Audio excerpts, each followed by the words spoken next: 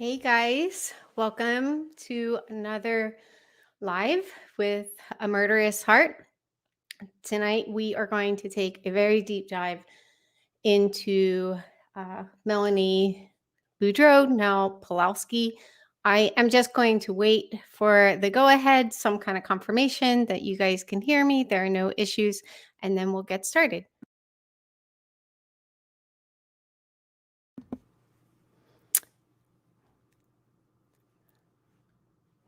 Oh, so many familiar faces.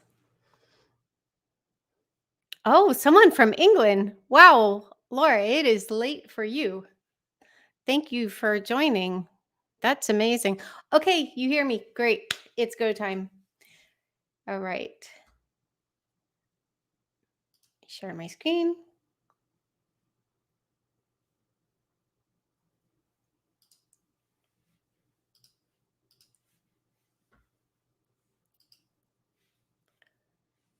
Okay. So, as always, a couple housekeeping points. Oh, let me make sure that I did the right setting here. I think I did. I'm just going to move forward. We're going to talk tonight about what role Melanie's niece, Lori's niece, Melanie Pawlowski, played in these murders. So, a couple things, please. This is not your opportunity to ask questions about cool cats. Here's a link if you want to join. And it doesn't look like I'm sharing my screen, either that or there's more of a delay than usual. So let me just double check the settings here. It didn't take. So let me try again.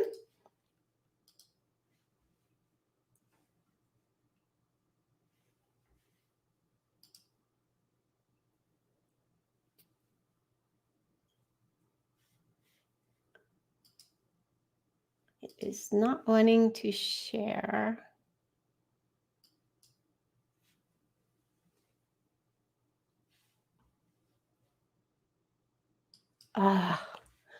Chrome's being a drama queen again. Just a second. My Mac. Just 1 second, guys.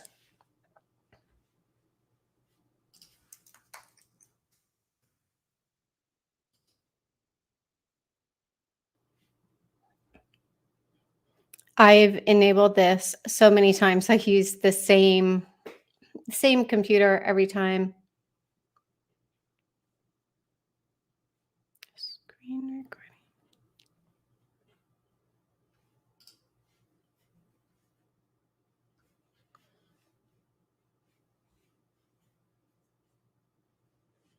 And the right setting, it's all enabled. So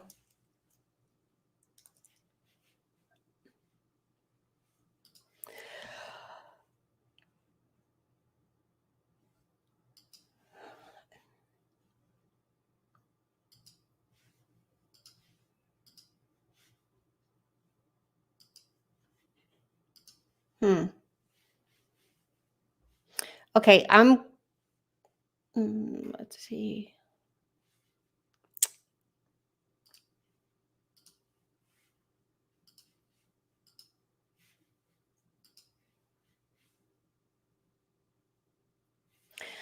Okay, I'm going to do what I did last time and disable it and then re-enable it. And I think I had to restart, but as long as you guys stay in here, it should be fine.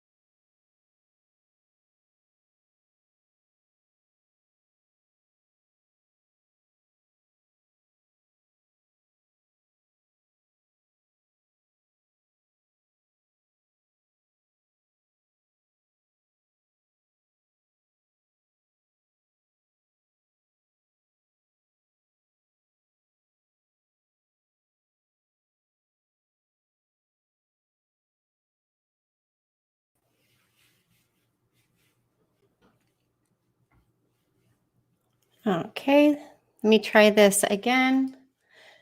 Hopefully you will see. Yes, I see myself.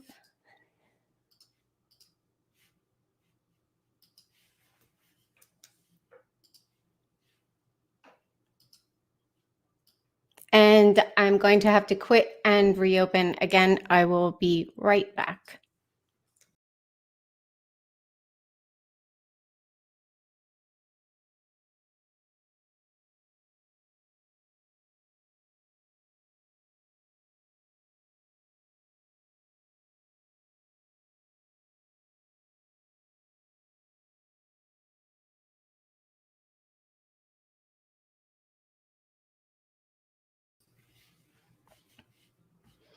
And let me try this again.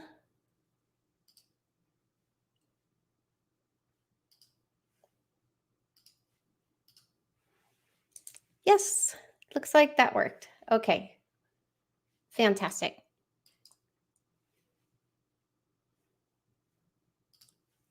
Now I just need to, oops.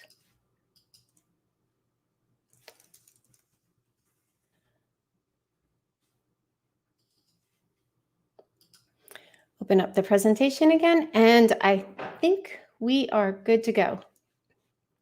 All right. As I was mentioning, please, this is not the opportunity to talk about cool cats. Here are the links.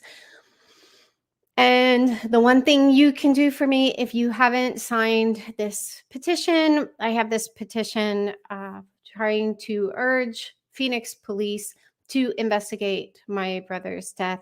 I do believe that there is significant cause to that he may have been, if not Lori's first victim, one of her first victims, because we really don't know how far back Lori's trail of death goes.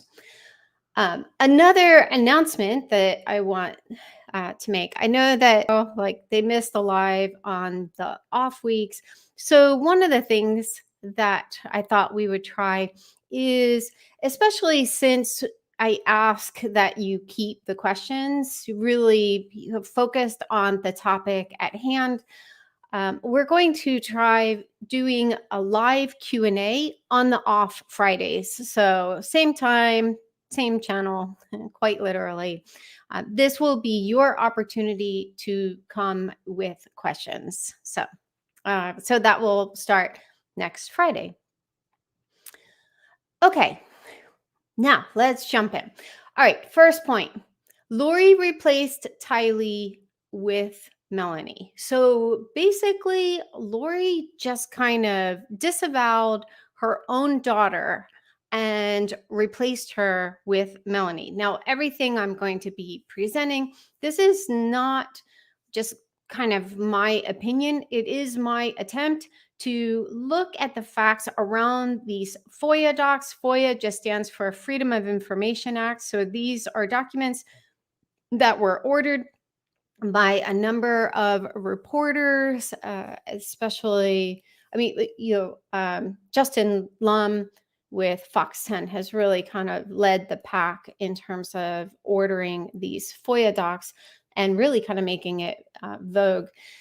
And some reporters have been generous enough to share these documents with me. Now, I did go back to the reporters, each of the reporters who have shared docs with me, and asked if I could share them. And one of the reporters asked that I not, which is, it's a very fair, it's a fair answer.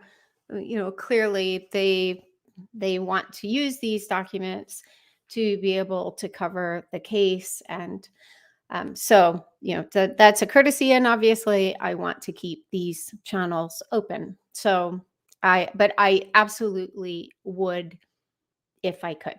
And there have been some things before multiple reporters started sharing documents with me when it was just one reporter, whenever that reporter, who was Garna Mieja, anytime she said, okay, you can share them, I shared them in the Cool Cats group. So some of the earlier FOIA docs are in the group. Okay, so so this isn't just like my opinion.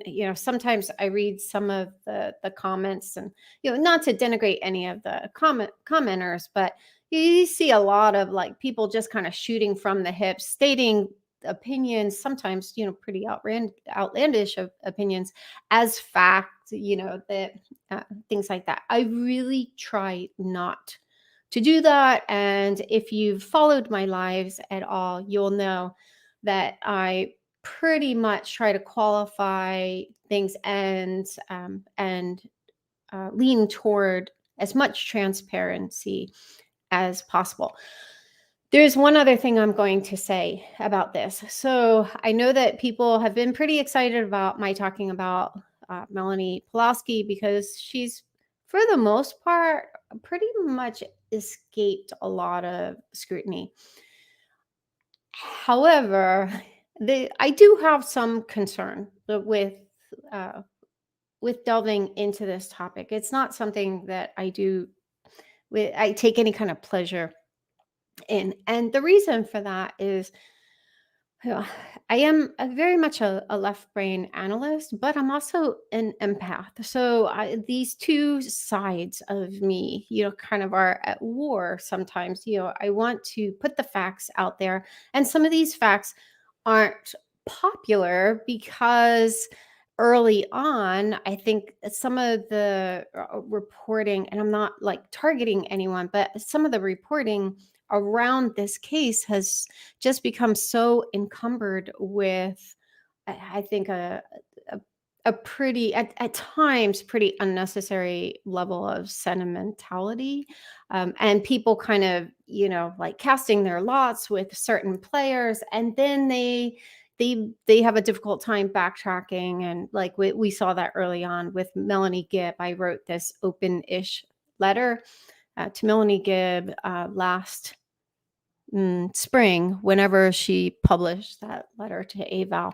And the backlash was really significant because a lot of people really sympathized with her. And but anyway, so where am I going with this? With Melanie Pawlowski, some of my hesitation is, really more for Melanie. If you know any of Melanie's background and her history, in fact, I'm going to go on camera for this, because I just want to make this point, and then we will jump in. Okay, let me. All right. So a couple things I do want to address with Melanie, and then some of the other people who could potentially suffer as a result of a live like this. And this is part of the reason I felt a lot more comfortable doing lives like this in a private Facebook group. So one of the reasons I used Melanie's maiden name was, one, the FOIA docs use her maiden name. They never refer to her as Melanie Pawlowski. But then also just recognizing that, one day Princess might actually be a single mom, or she might have to find employment outside the home. And I don't want this live to come up on, at the top of search results if a prospective employer searches for her.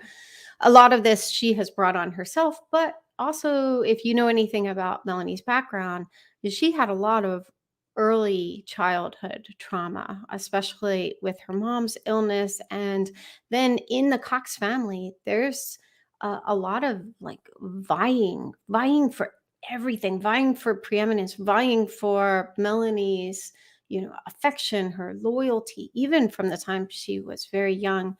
And then she was also kind of caught up in this, really heated custody battle, as custody battles do tend to be. So lots and lots of early childhood trauma. She also spent some time living with the Coxes, and we'll talk a little bit about that. We'll touch on that a little bit.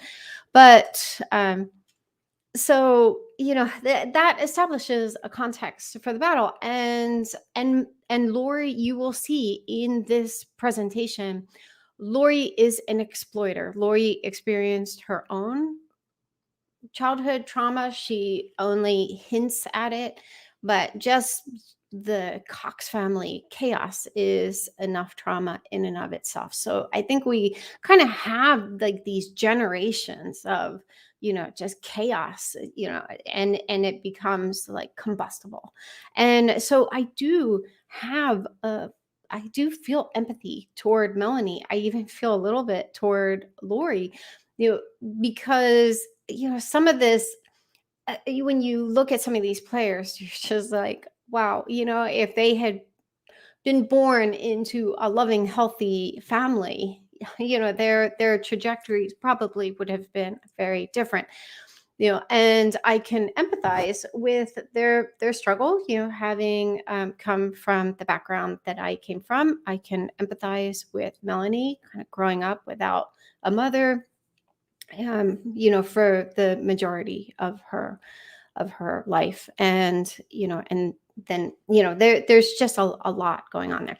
But I also have concern about, potentially Melanie's kids one day, because these videos are going to outlive these trials, and she already has one teenager, just doing simple math. And so, I think about, potentially her kids getting caught up in the friendly fire, if we're going to think in kind of war terms. Certainly it's not my intention to cause Melanie any more devastation, and certainly not her children. Like, they are innocent victims. And also Brandon, I'm not trying to bring more visibility to what he has endured.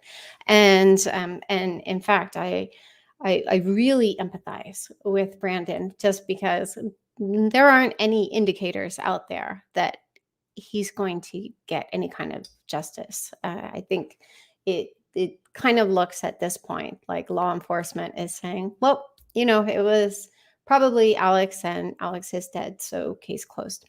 I would love to be surprised and to be proved wrong, but there just doesn't seem much of an appetite to go after some of these,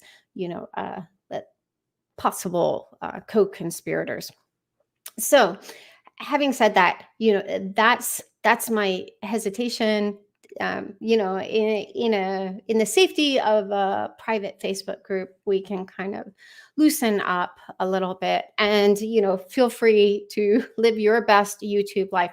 I'm just saying, this is where I'm coming from. This is my hesitation in not just this life, but some of the other lives that we're going to be touching on. And I'm not virtue signaling. I'm not, grasping for some higher moral ground. I'm being very sincere in this. So, okay. All right. Having said that, we are going back in, and I probably shouldn't have even taken the risk of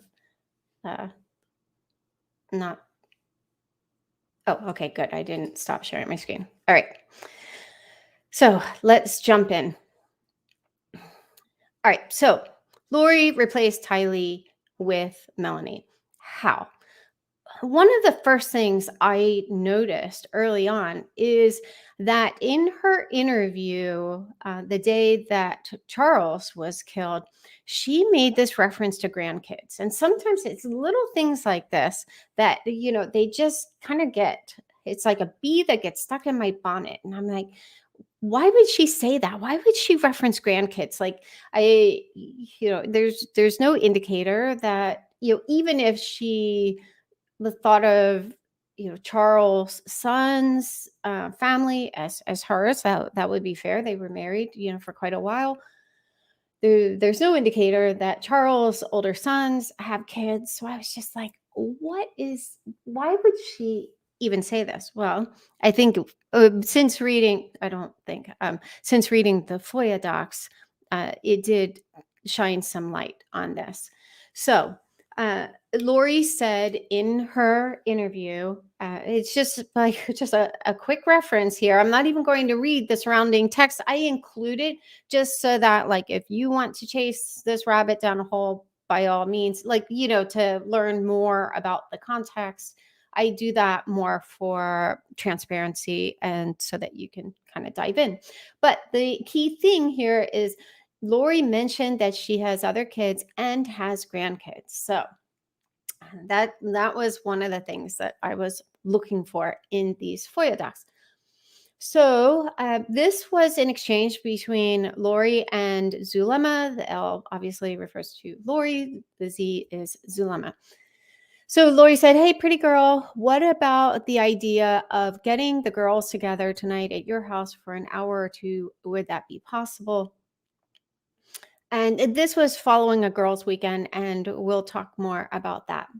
Zulema replied, "Hello, beautiful. Today is my family day. We're all together to celebrate my grandson's third birthday. I'm sorry. I don't know at what time everyone will be going home. Otherwise, I would say yes," because Zulema she was always down with, I mean, she was very available to Lori, and she, like Melanie, they both had pretty significant boundary issues. And, if anyone has any kind of boundaries, issues with boundaries, I mean, Lori is going to exploit them. That is what she does. So she would say, yes, right away, and then, she proffered tomorrow evening. And Lori said, maybe that's cute. I just got back from my grandbaby's 2-year-old birthday party. And Zulema said, that's adorable. Well, the problem here is this was March 2019. And she didn't have a 2-year-old granddaughter. So Riley was an infant. So she certainly wasn't referring to Riley, but Melanie's youngest daughter was 2 at that time. According to my calculations, I haven't reached out to Brandon or anything like that, but just kind of going through Facebook posts and things like that, and looking at pictures, that looks like the age of their youngest daughter for March 2019. So, I mean, here she's just putting out there, like, and clearly this is not her introducing this idea as, you know, uh, uh, Melanie's baby being her grandchild. She's treating this like this is an established fact. Also, Lori had this kind of authoritarian role with Melanie, and you'll see this again and again in the FOIA docs. She doesn't make requests, she makes demands. And Melanie has this posture of obedience toward Lori. And I wonder how much of it, I included this picture just to kind of demonstrate the adorable toddler is Melanie, and the one with the big hair is Lori, obviously. And so you can see their age differential. And I've also shared in lives that Lori has told me that Melanie was like a second daughter to her. Well, at that time was like a daughter to her, because when she told me this, she was pregnant with Tylee. So anyway, so let's look at a couple examples. So this was 2 days before Charles was shot. Says on July 9th at 19:21 hours, Lori sent Melanie an SMS message indicating that she needed to talk to her ASAP. Lori added that she would call her in 5 minutes as she was finding out what to do. So already it's just like, I need to talk to you ASAP. I will call you in 5 minutes. So I mean, obviously they're going to have some level of familiarity just as being like niece and aunt, but there's more. So at 20 hours, Lori sent Melanie another message telling her, you can't go tomorrow. And as she's talking about this wedding that Melanie was planning on going to. It's a setup for both of us, still on the phone, finding out the details. Melanie agreed not to leave. And there's actually the back and forth is included in the FOIA docs. Lori then stated they have an elaborate plan. I'll call you soon.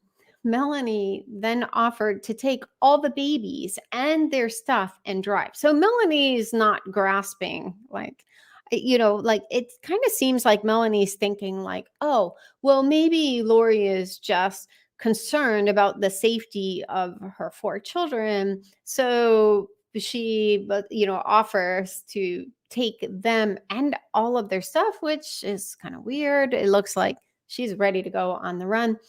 Lori told her, you can't go at all. We both need to stay here to defend ourselves. Lori added, it's coming to a head.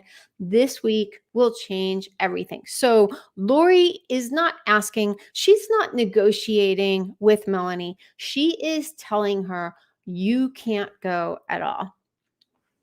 And then the next day on July 10th, so this is the day before Charles was shot, this was in the morning at 10:25, Lori sent Melanie an SMS message that read, I think so, but I think they are moving their plans to tomorrow since they will still try to get rid of you. Okay. Melanie replied, I wish there was a way to somehow be at the wedding, but I know this is more important. Heart.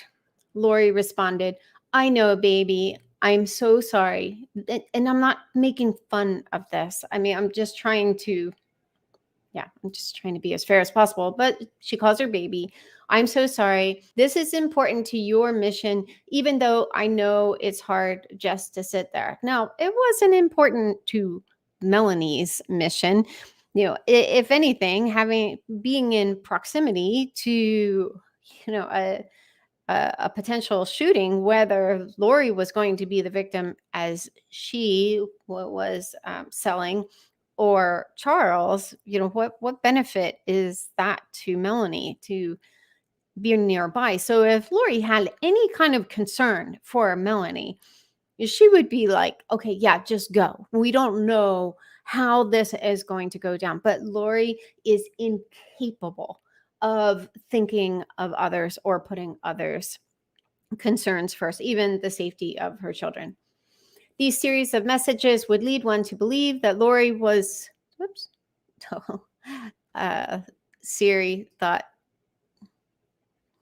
she misinterpreted series of messages. Oh, okay. So these messages would lead one to believe that Lori was afraid of being confronted about her belief system and that she and Alex were preparing to defend themselves. On 7/10 at 19:18 hours, so later that night, Lori sent Melanie an SMS message informing her that Alex was there and that Charles said he would be coming over in the morning. There were no messages between Lori and Melanie during or immediately after the murder of Charles Vallow. Now, conversely, Lori had no time for Tylee, and we're going to delve into just one aspect of how Lori really cast Tylee aside through this time. And she had no time for Tylee because she had no use for Tylee. She had a use for Melanie. I think she naturally had more love for Melanie as well. Clearly, Melanie was very compliant toward Lori, and Tylee was more Ryan. She just wasn't a compliant kid, even in all of the cajoling to try to get her to make an outcry. I mean, at 3, Tylee was standing her ground, much to Lori's chagrin. So let's dive into one example. We are going to look at, we're just kind of zoom in on the month of March because it doesn't get a whole lot of airtime. And I talked about this even in the live that I did about, why Alex wasn't arrested. Or maybe it was the one about the biggest surprises from the FOIA docs. And by the way, if you want to dive into a particular topic, these lives tend to go very long, but I include jump links to each of the individual topics and then the Q&A, and those are in the description. And those links are accessible on mobile devices as well as desktop. So if you want to jump to a particular topic, I mean, if you see anything underlined, that's a link, and it will actually fast forward the video to that particular minute mark. So it's a really nice feature that YouTube offers. So you can jump right to that particular topic in the, I think it was in the FOIA docs that I really, really looked at it. But so in that live, I talked about how I think it was Detective Moffat from Chandler. He had Charles data from his phone. This was long before they ordered his iCloud records, because I don't think that, I mean, they didn't, and it's not an issue of I don't think, they did not even order Charles' iCloud records for, I believe it was 8 months after his death. So clearly they weren't like, there wasn't much of an inclination to really dive into this investigation. But they had his phone records, but there was a note in one of the FOIA docs that there wasn't much that was interesting before June 27th, I think it was. It was just like a couple weeks before Charles was murdered. And I read that and I was like, nay. That is absolutely not true. There are so many interesting dynamics that lead up to his alleged murder. So we're going to focus on the month of March. One, because I think it is interesting and informative, but I think it also disproves that whole theory of like, oh yeah, there's just a bunch of stuff, nothing that really, really, I don't know, sheds light on the July murder. So in the month of March, Lori was on the run, not running from any one thing in particular, but I mean, she was a moving target. She was back and forth between Hawaii and also Idaho. So diving into the FOIA docs, one of the things that I noticed is that she had taken a trip to Idaho on March 3rd. Now, keep in mind, this is March. So this is long before either Charles or Tammy died. So Lori and in fact, the FOIA docs noted that I'm pretty sure the March 3rd trip was her first trip to Idaho. So we don't know exactly from the FOIA docs when she returned, but Charles made a reference in a text to Lori, because that's what going through these FOIA docs is all about, is like finding little clues, and it's like a game of memory, and also working with my timeline to try to piece together this story. But he said, hey, I saw that you flew from Idaho to Arizona on March 5th. Were you visiting your boyfriend? And yes, she was. So there was this trip early in Idaho. Well, then, early in March to Idaho. Then there was another trip that we don't know when Lori flew out to Idaho. And the wording is very kind of convoluted. Whether that was intentional or a writing issue, I don't know. But what we do know are these dates, March 19th and March 21st. So Lori and Chad flew from, I think it was Idaho Falls, Idaho to Mesa, Arizona on March 19th. And then they were together from March 19th to, I believe, March 21st, because what it says is something to the effect of Lori and Chad flew from Idaho to Arizona on March 19th to 21st. So it's like, well, okay, the trip didn't take 2 days, most likely. unless they, flew through Europe. But I, you know, I mean, I'm appreciative that there's as much information as there is in the FOIA docs. But what we don't know is obviously, Lori would have had to fly to Idaho first. And that date, we don't know. But then it looks like they stayed together. There was a reference to Lori being at the Four Points Sheraton in Mesa, which I also found interesting because she lied to Zulema and said she was flying in on the 22nd. So, but she was actually already in Arizona. Zulema wouldn't have known that. But it looks like they were staying together in Mesa, and then most likely Chad flew back to Idaho by himself, because we know from the FOIA docs that Lori and her fellow cult friends had a girls' weekend, and that was from March 22nd to either the evening of the 24th or the 25th. So it was a long weekend. And this happened at Zulema's. Now, obviously, not all of them could stay at Zulema, so we don't have visibility into where everyone stayed, just that they were together on this weekend. And there are references to prayer circles in March. So we know, and now everyone's backpedaling, and like Serena was trying to explain these murder prayers as somehow biblical, and also they each had these special powers. Like if you are a Gen Xer like me and you remember the Wonder Twins, it's kind of like the Wonder Twins. It's like everyone had some special power.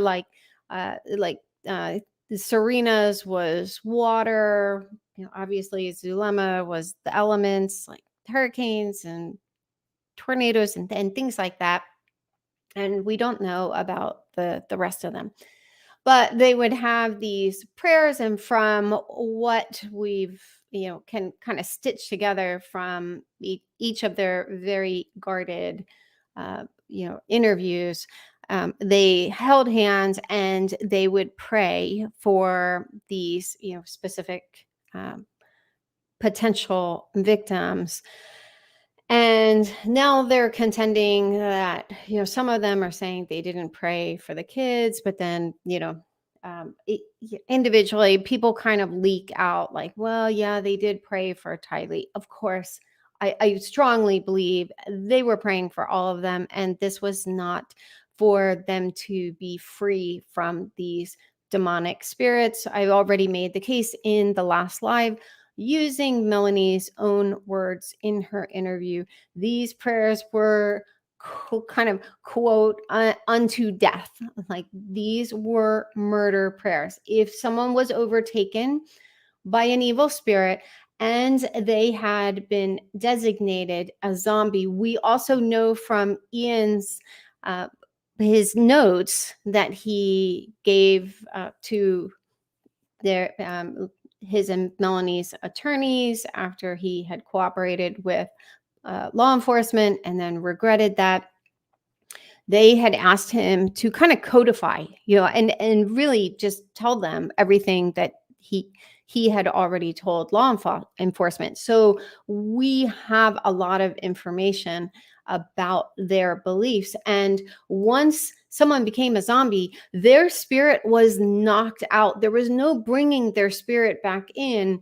The only way to redeem them was for the body to die so that they could then move on to their next probation, unless they exceeded a certain darkness threshold, like my brother, and most likely like Tylee.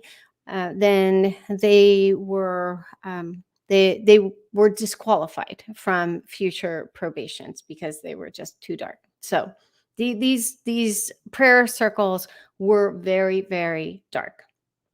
All right. So this is where it gets really sad. So Lori, this is after they had their special weekend.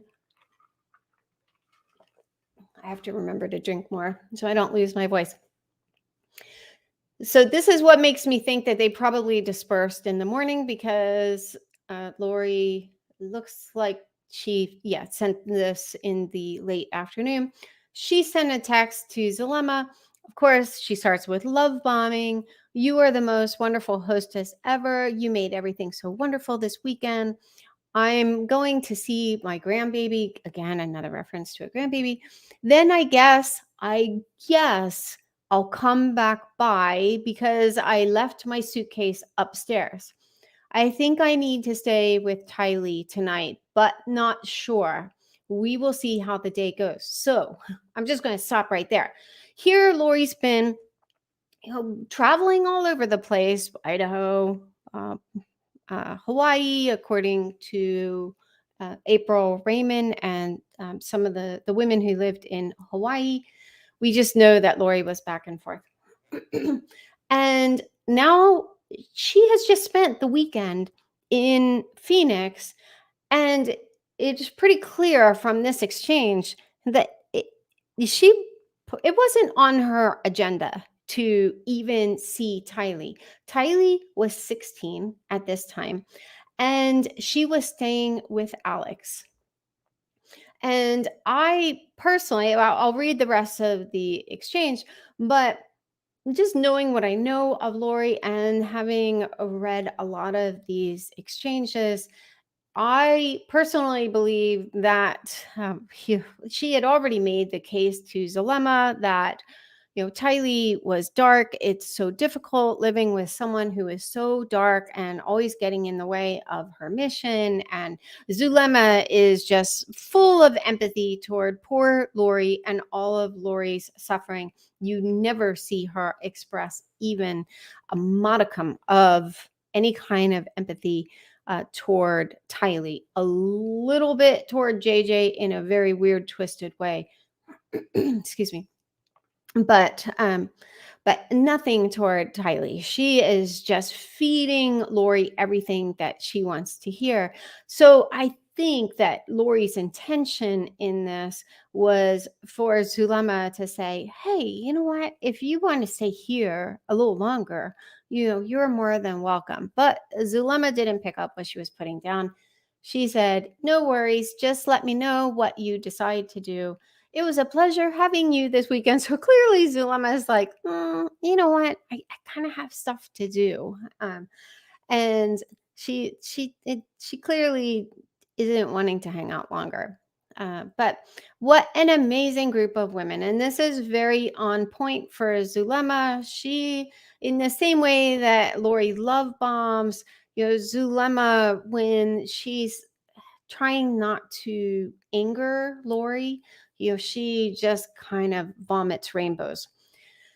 So Lori doesn't reply to that, which that's pretty standard. And in fact, Lori's level of ghosting of Zulema, like Lori uses ghosting with Zulema to punish her at different key times. But I mean, the next day that you can't really make a case for ghosting, but you do see this pattern with Zulema where she appears to get kind of insecure. She doesn't want Lori to be angry with her. So she love bombs Lori, but her intention is she just desperately wants to stay in this group. And she will go to pretty great lengths to curry Lori's favor again and again, even when Lori treats her with a pretty significant disdain. So she says, hey girl, how are you? Are you okay? I've been thinking a lot about you today. You've been through so much lately. I hope you can get a reprieve. I found your note. I'm glad you got to see your daughter and spend some time with her. Lori does not reply to that. The next day, she answers a question that Zulema had asked. I don't remember. It was like weeks before that. She wanted Zulema wanted to know who she was in a previous probation or probations, because Chad had told her that she was a multiple creation creature. So she had had multiple probations. I've joked in the Facebook group that she's the only one who was like never someone's kid, like in a previous probation. And so Lori, and also I shared this in another live, Lori was trying to set her up with David. This was before David and Melanie kind of had this gravitational pull toward one another, but either Zulema wasn't interested in David, or she knew David wasn't interested in her. So instead of just telling her who she was in a previous probation, she throws out these two names and she says, "This is you and David. You sound like Greek gods." So it's just like, oh, you get it. Like your skin is a little darker, so we're going to make you Greek. You were Greek in previous probations. I mean, and David is obviously very Caucasian. But anyway, then Zulema replies, "LOL, it does." You can kind of hear her disappointment. I love the names. What she does not love is still being paired with David. She never picks that up. And I've talked about that in a previous slide. So the main point here is that here Lori is in town, and she hung out in Phoenix for quite a while, but there's no indicator of even how long she spent with Tylee, and I don't think that she really wanted to spend any time with Tylee. So here Tylee is, she's 16. She has her GED, which is very much a Lori thing. I've talked about this. Colby did the same thing at 16. Lori emailed me to let me know that Colby had gotten his GED. So I did try to run interference and tried to encourage Tylee to really kind of keep her eyes on the prize of college. And no shame for people who get their GED, but that does make college a little more difficult. So anyway, so here Tylee was isolated. She wasn't going to school. She had already gotten her GED, and now she's just hanging out at her uncle's. And Lori is in town hanging out with all of her besties and basically praying for Tylee's murder, most likely. Okay, number 2. But did Lori trust Melanie? So Chad had this almost Rain Man-like proclivity toward quantifying Lori's every grievance. So, and he did that with these trust ratings, these light and dark ratings and these trust ratings. So he kind of absorbed, all of Lori's griping about different people. And then he's like, right, got it. All right. Melanie Gibb, very trustworthy. Audrey, whoa, 100 out of 100. Wow, okay. Zulema, 96, so close. Melanie Gibb edged her out. But her own niece only scored an 85. So why is that?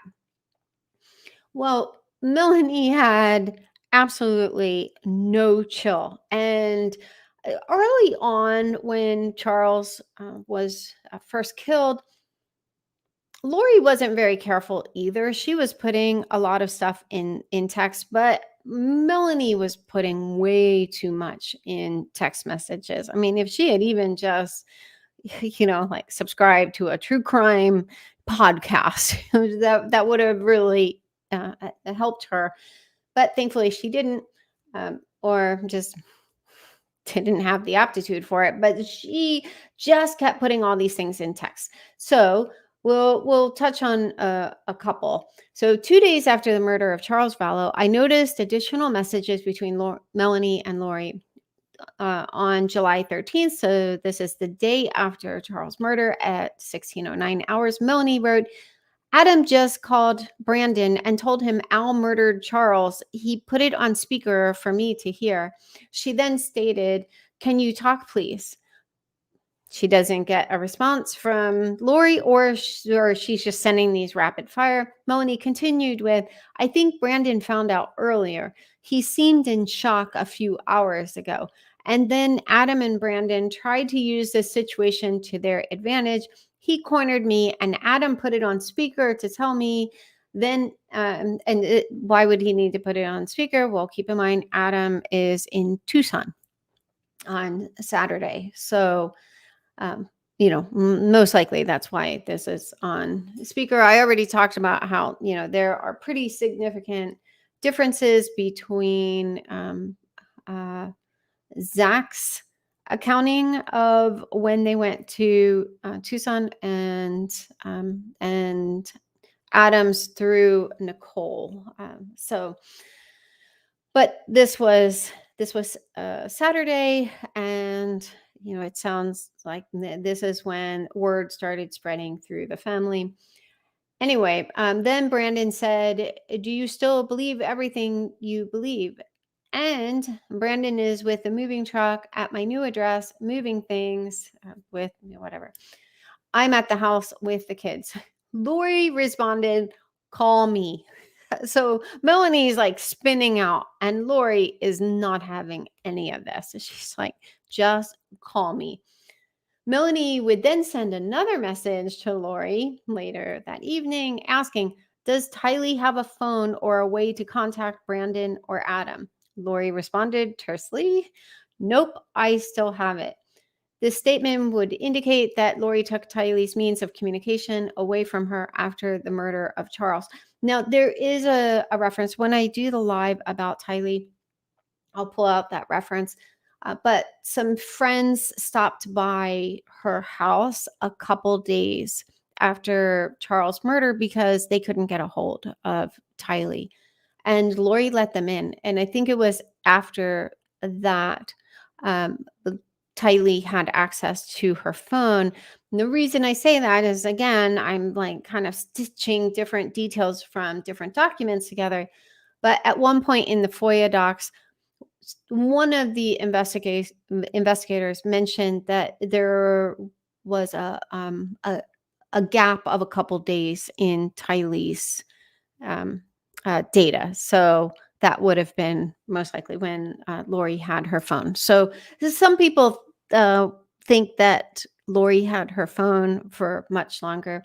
No, it was just like maybe 2 or 3 days, which is still horrible. I mean, Tylee just experienced all this trauma, and then Lori's like, "Give me your phone." So that had to have made Tylee feel even more fearful and more trapped, because we also know from the FOIA docs that Lori had called her a zombie in the spring. So that was before Charles was murdered. And Tylee responded, "Not me, Mom."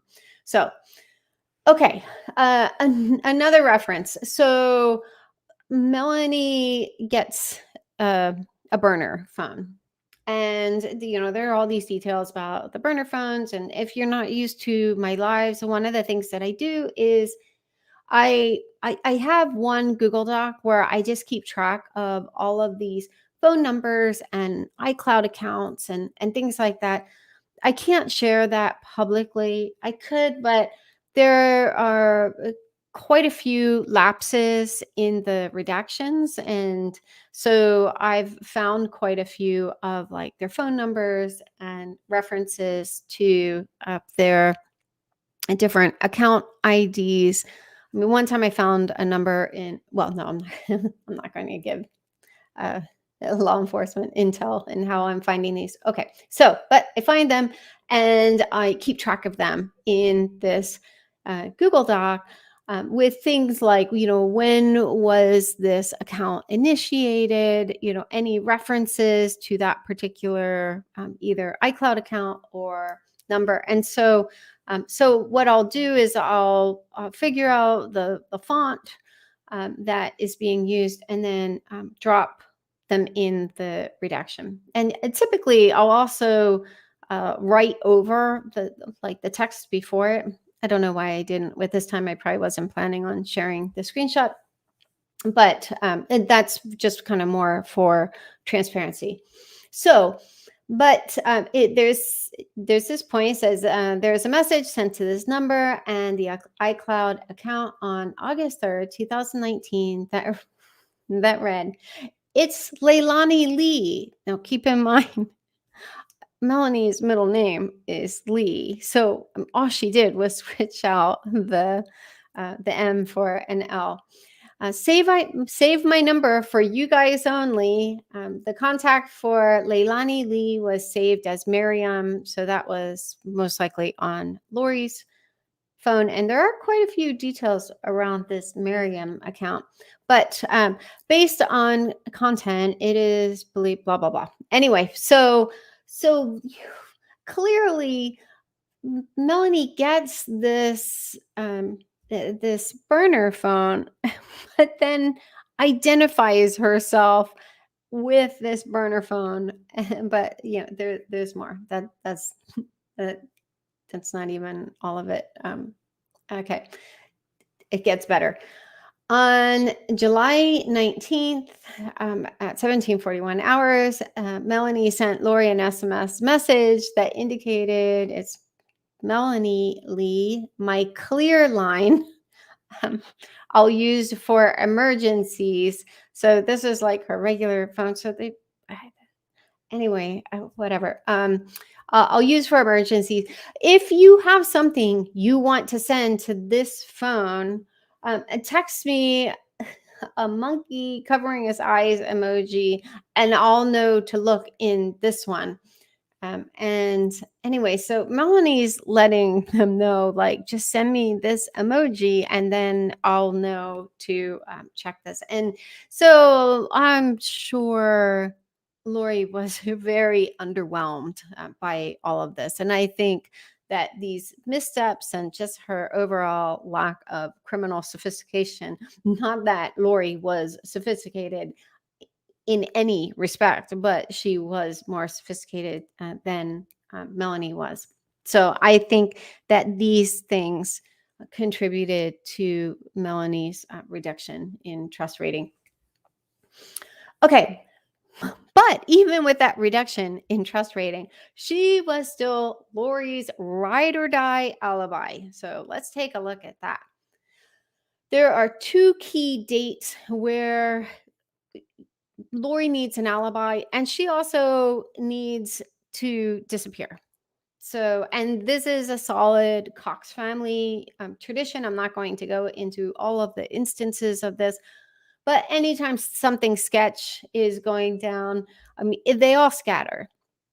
So the first date that you see this happen was on the day that Tammy was confronted by the masked gunman. I'm not going to read all of these. I mean, she thought it was a paintball gun.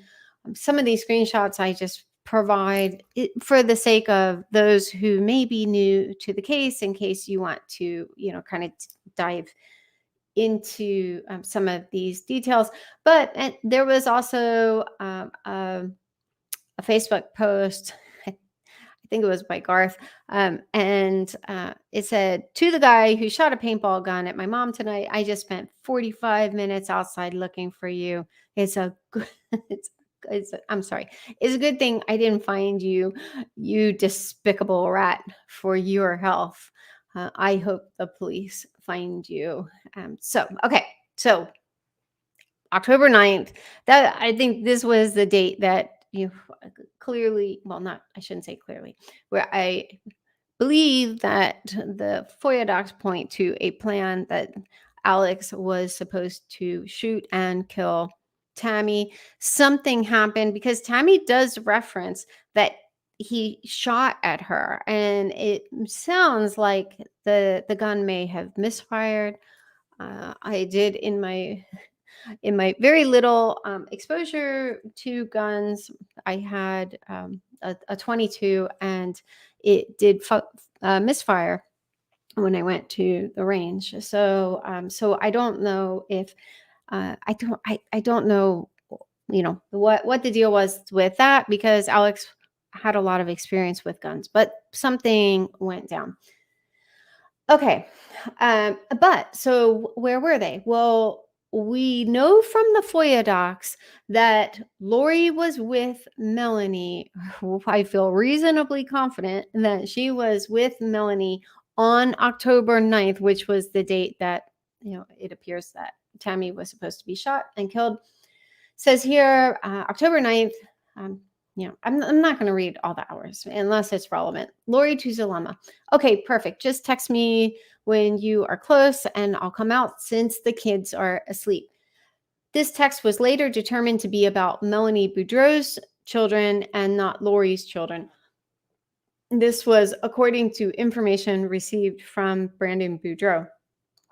Address: Lori was staying at, the whatever, East Desert Broom Place, Chandler. I was later advised that this was Melanie Boudreaux's address by Detective Pillar. Then, on that same day, Alex texts Zulema this was very late at night, almost midnight. And they talk on the phone for 38 minutes. This is out of the ordinary for them, as patterns show that they usually don't communicate that late at night. This is the same night that a masked gunman pointed a rifle at Tammy Daybell. According to text messages to Zulema, Lori went to Missouri on October 10th. So Lori flies to Phoenix, and we don't know what day she flew to Phoenix, but I think I think if memory serves me, she did a podcast. I think there's a reference to her doing a podcast on October 8th. So I believe she was there at least October 8th, but she was definitely there October 9th and was with Melanie Boudreaux and staying with her. Excuse me. The key thing is that Lori was in Arizona. There's another reference to Melanie's Chandler address. Sometimes, at least once, this was also referred to as her home in Gilbert. She lived in Chandler, this East Desert, and it's not Bloom, it's Broom, but this was in Chandler. And it's kind of funny because I highlight this, both of these. Whoops. Oh gosh. Because this was anywhere where you see the highlight, this was redacted down here. Yeah, but it wasn't redacted up here. So, and this is pretty common. They'll redact something in the body of the email, but then they'll keep replying to each other's emails, and somewhere buried in the replies, I'll find the unredacted text. So anyway, all right.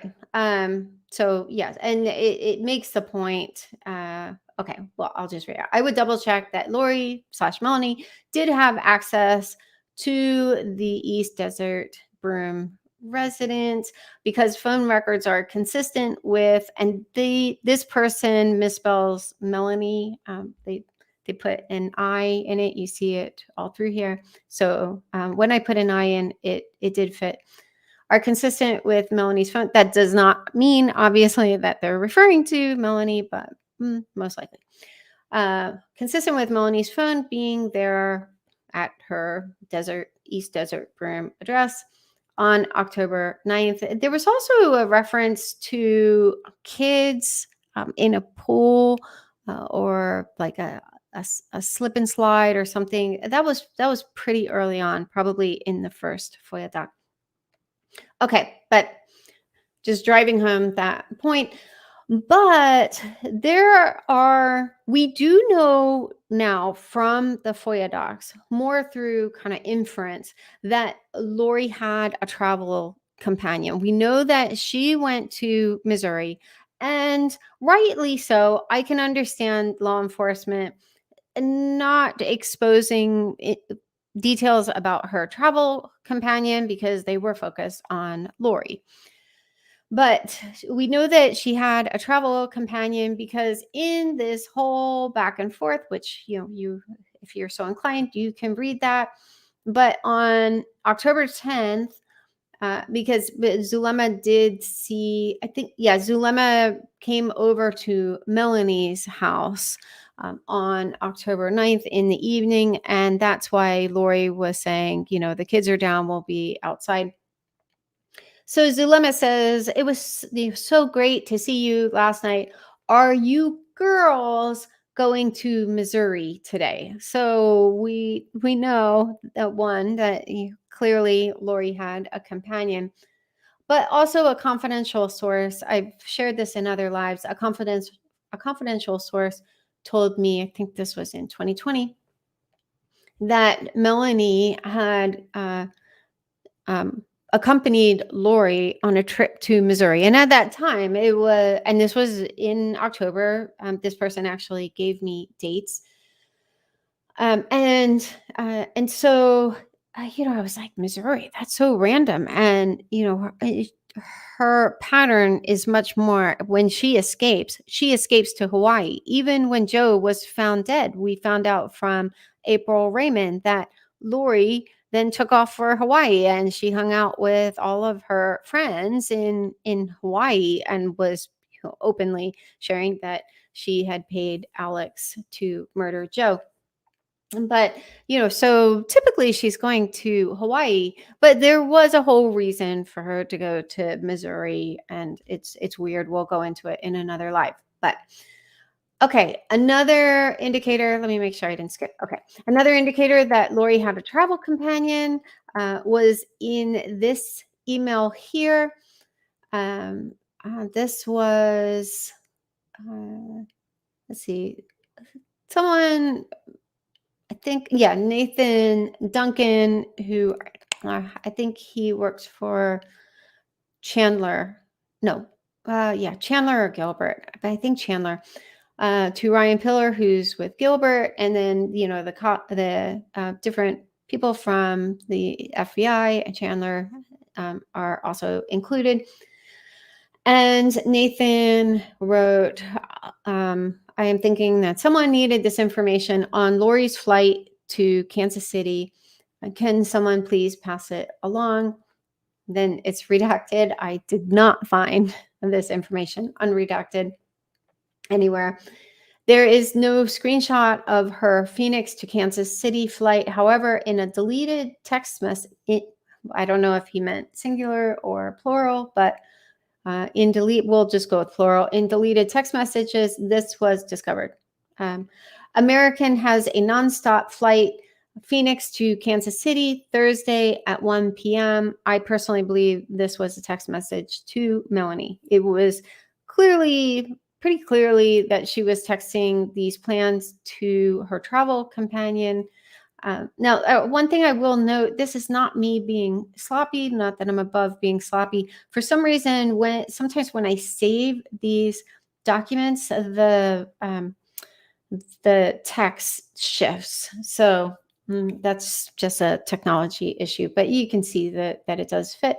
But then fly back on Saturday, 6:30 p.m.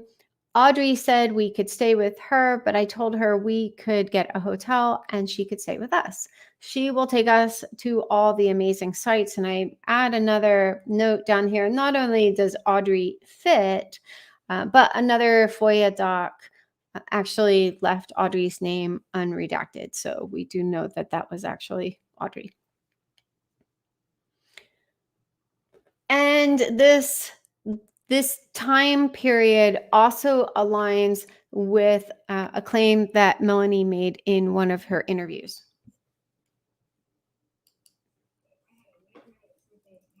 Kids, I haven't seen them since October 9th. If I had a nightmare that something had happened with my kids, I haven't seen them since October 9th, and he's taking everything so literally.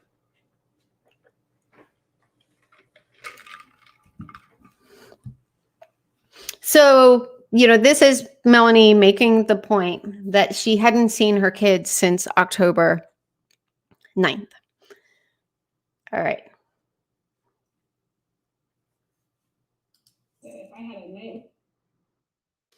Okay, rinse and repeat, October 19th. This is the day that Tammy was actually found dead. So, a confidential source had told me that Lori and Melanie were in Hawaii from October 17th to October 24th. It is one of my more reliable sources. And I will point to some of the details in the FOIA docs that do support this time frame. The 24th date was confirmed in the FOIA docs that we do know that Lori traveled from Phoenix to Idaho on the 24th. What wasn't confirmed was the date that she and her travel companion actually flew out to Hawaii. And I will make the case for there being proof that, again, she did have a travel companion. So here we have October 18th and 19th. So this is the day after the beginning date that I have from a confidential source. It says deleted message to unknown recipient. Not sure how long we will be here until our work is done. So that's already an indicator she's with someone. And she doesn't say until my work is done. And also kind of tucked that away. It really wasn't until I was preparing for this live that the point about our work is done really caught my attention. But that was at 10:18, 11:43. Looking at Lori Vallow's phone records, this text would have been between Lori and Audrey. Okay, and then there's another reference in the FOIA docs. This was this was a separate reference, doesn't matter, but we know that they had photographs of Lori. Remember, we don't know who it is, but they indicated that they were in Hawaii, and those photographs were taken October 23rd. So that would have been the day before we know that they left. This is the confirmation that Lori returned to Idaho on October 24th. It says here, and you can read all of this if you want. This is an exchange that she has with Nicole. So sometimes you kind of have to keep reading. It'll say like to an unknown person, but then it's like, oh, well, JK is Nicole. And is not actually an LOL JK. I'm sure there's some kind of protocol for that. But, Nicole is texting her to let her know that Tammy had died. Now, did Lori know this already? Obviously, yes. But there are all these sad emojis and, very disingenuous and disingenuous. And, Lori's like, oh my gosh, I did not hear that. I'm in Hawaii, 6 a.m., yada, yada, yada. Okay. But on October 20th, they know that someone booked a flight from Phoenix to Idaho. And this was on the day that Tammy died for travel on October 24th. And October 24th was the day after Tammy's second service in Idaho. So, and then Lori travels from Phoenix to Idaho. So, for some reason, they didn't find it particularly relevant to include the flight from Hawaii to Phoenix. And I think, they might be, some of the redactions in these documents. Okay, moving on to the next point. Melanie's justification for divorce was absolutely bizarre. So we talked about this, quote unquote, in the Facebook group. I had a post about this, but we're going to talk about it tonight. So, okay. So it's in response, I'll just read some of it. In response to my questions, Brandon did not have negative business dealings, negative relationships, and could not think of anyone who would want to hurt or kill him. This is the context is this is the investigation into his attempted murder. The only suspicious activity Brandon could think of involved Melanie. Brandon explained how Melanie and he had a healthy marriage until late 2018 when Melanie began spending more time with her aunt, Lori Vallow. So, this is a bit of a pattern because Colby also said that Alex started hanging around more. Like Alex wasn't in the picture for quite a while. He was kind of the black sheep of the family. He had been um, excommunicated from the church and kind of brought shame to the family. And Colby had made the point that he started hanging around again in January 2018. And so now here's Brandon saying, in late 2000, I mean, I'm sorry, Alex started hanging around January 2019. And Brandon's making the point that Melanie started spending more time with Lori in late 2018. So this is very on brand for Lori to kind of summon relationships as she needs them. So if she doesn't need anything from you, you don't have a lot of value to her. I think really the one solid exception is Colby. But excuse me. And I know that even just from, some of the backstory. I mean, she really thought he flung the stars in place and lassoed the moon.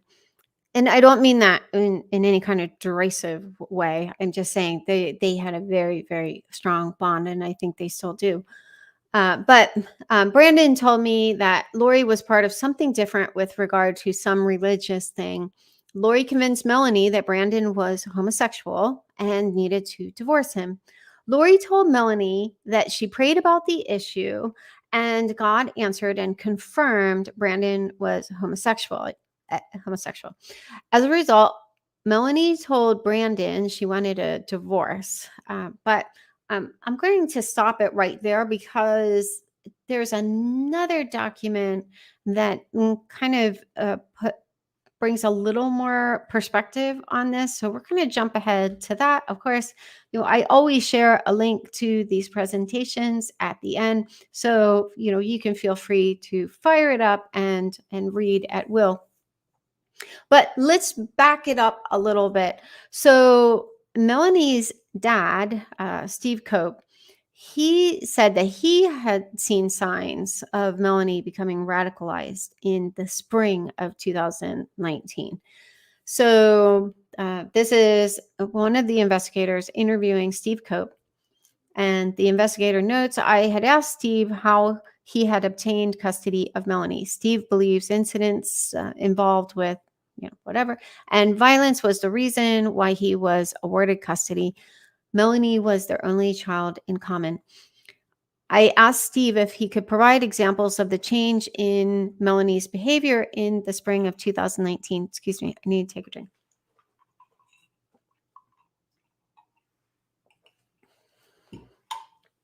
Steve described Melanie as changing in mood and becoming more flat. That's typically a sign of depression. There's some kind of change in the person's overall affect. And interestingly, you still see that with Melanie. She comes across with a very flat affect. Melanie used terms light spirits and dark spirits. Melanie referred to the term warrior often and spoke of the second coming. And this whole idea of warrior, I think the Cox family would have been comfortable with that. I know that Summer had made the point in a live that she had kind of joined through the comments that this vernacular, this warrior vernacular, something like that, she wasn't familiar with that. But her father, Barry Cox, like his email addresses have warrior agent in them. Like he has multiple email addresses that have warrior agent. So some of these look like professional email addresses, at least one of them. So I think this was a familiar concept to them. Steve described her as different than she was in the past.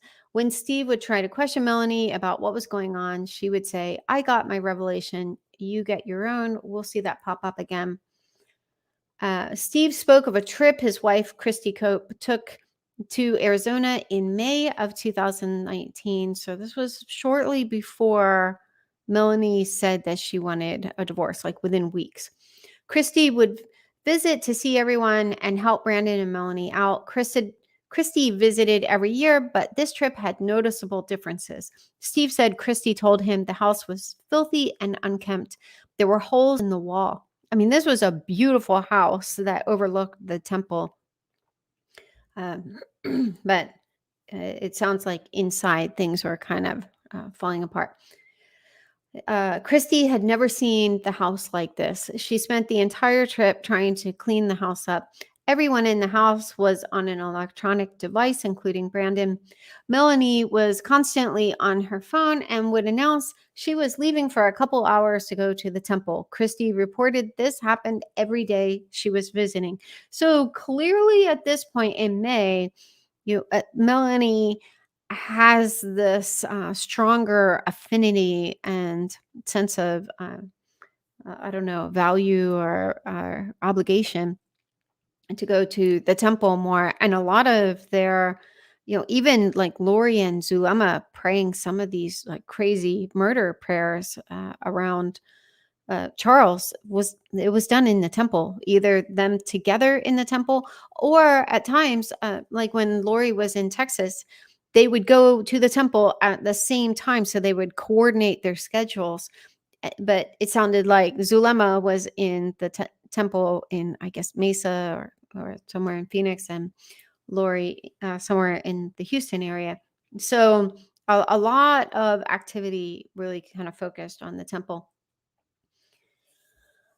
And this was very interesting. So the whole idea of Brandon being gay actually started as a quote unquote prophecy from Lori. Now, why do I add emphasis to that? Well, because one of the things that I do when I'm going through these documents is if I see something redacted, if I notice text in another document, because I'm running OCR on these documents, which just turns like screenshots and images into live text, it's not 100% because I don't have unlimited time to devote to this, but it does make these documents more searchable when they don't have live text. And if I come across something that's either redacted or that I remember from another document, I'll do a search. So I had seen this in another document, this involved persons matrix, and it was actually the keyword matrix that stood out to me, kind of more for data purposes. It doesn't matter. But what was interesting is this sentence that I have highlighted was redacted in the other references. So anytime I find something that was redacted elsewhere and now isn't redacted, that's particularly interesting because I'm like, okay, well, this could potentially a more key insight. So it says here, yeah, doesn't matter so much what it says beforehand. Lori allegedly had a religious prophecy that it looks like I can't tell if that's a 1 or an I because the resolution is very low, but I think it's probably like V1 for victim 1. Not really sure. Could be short for VI for victim. I don't know, but we'll just say V1. I had a religious prophecy. Actually, I'll just say Brandon because he's the only victim that police identified. Lori allegedly had a religious prophecy that Brandon was homosexual and convinced Melanie that the prophecy was true. Well, if they actually use the word prophecy, and this isn't what prophecy means. Prophecy is some kind of prediction. Like a prophecy would be like, if Lori had predicted that like someone was going to have an accident and she wasn't actually involved in the planning of that accident, or had a prediction that Brandon was going to become homosexual, something like that. But we see a solid pattern of the Cox family. It's like if you marry into that family and you fall out of favor, it's the level of demonizing is really stunning. It's like the person is homosexual and they're very homophobic. And I'm not offering any commentary on people's religious beliefs. I'm just saying is like they throw all of this firepower at the person who wasn't part of the Cox fabric. So they're like sharks, just kind of circling. I think it's such a well-worn pattern for them. I'm not even sure if they identify that it's happening, but you see it again and again. And even going back to Joe. So Lori has this prophecy that Brandon is homosexual.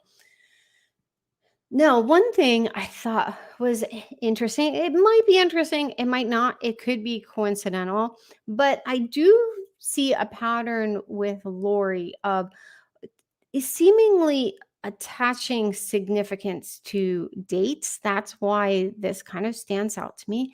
Like we see an example potentially with the date that JJ may have been murdered, which I think was most likely October 23rd. But I found out through her back and forth with Zulema, because Zulema asked her when she had this vision of Jesus where she saw him face to face, and we'll see another reference to that later in this live. And she said it was on October 23rd.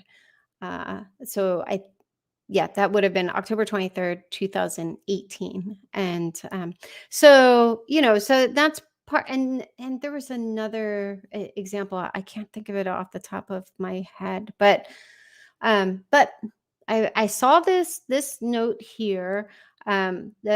So this person is interviewing Steve Cope.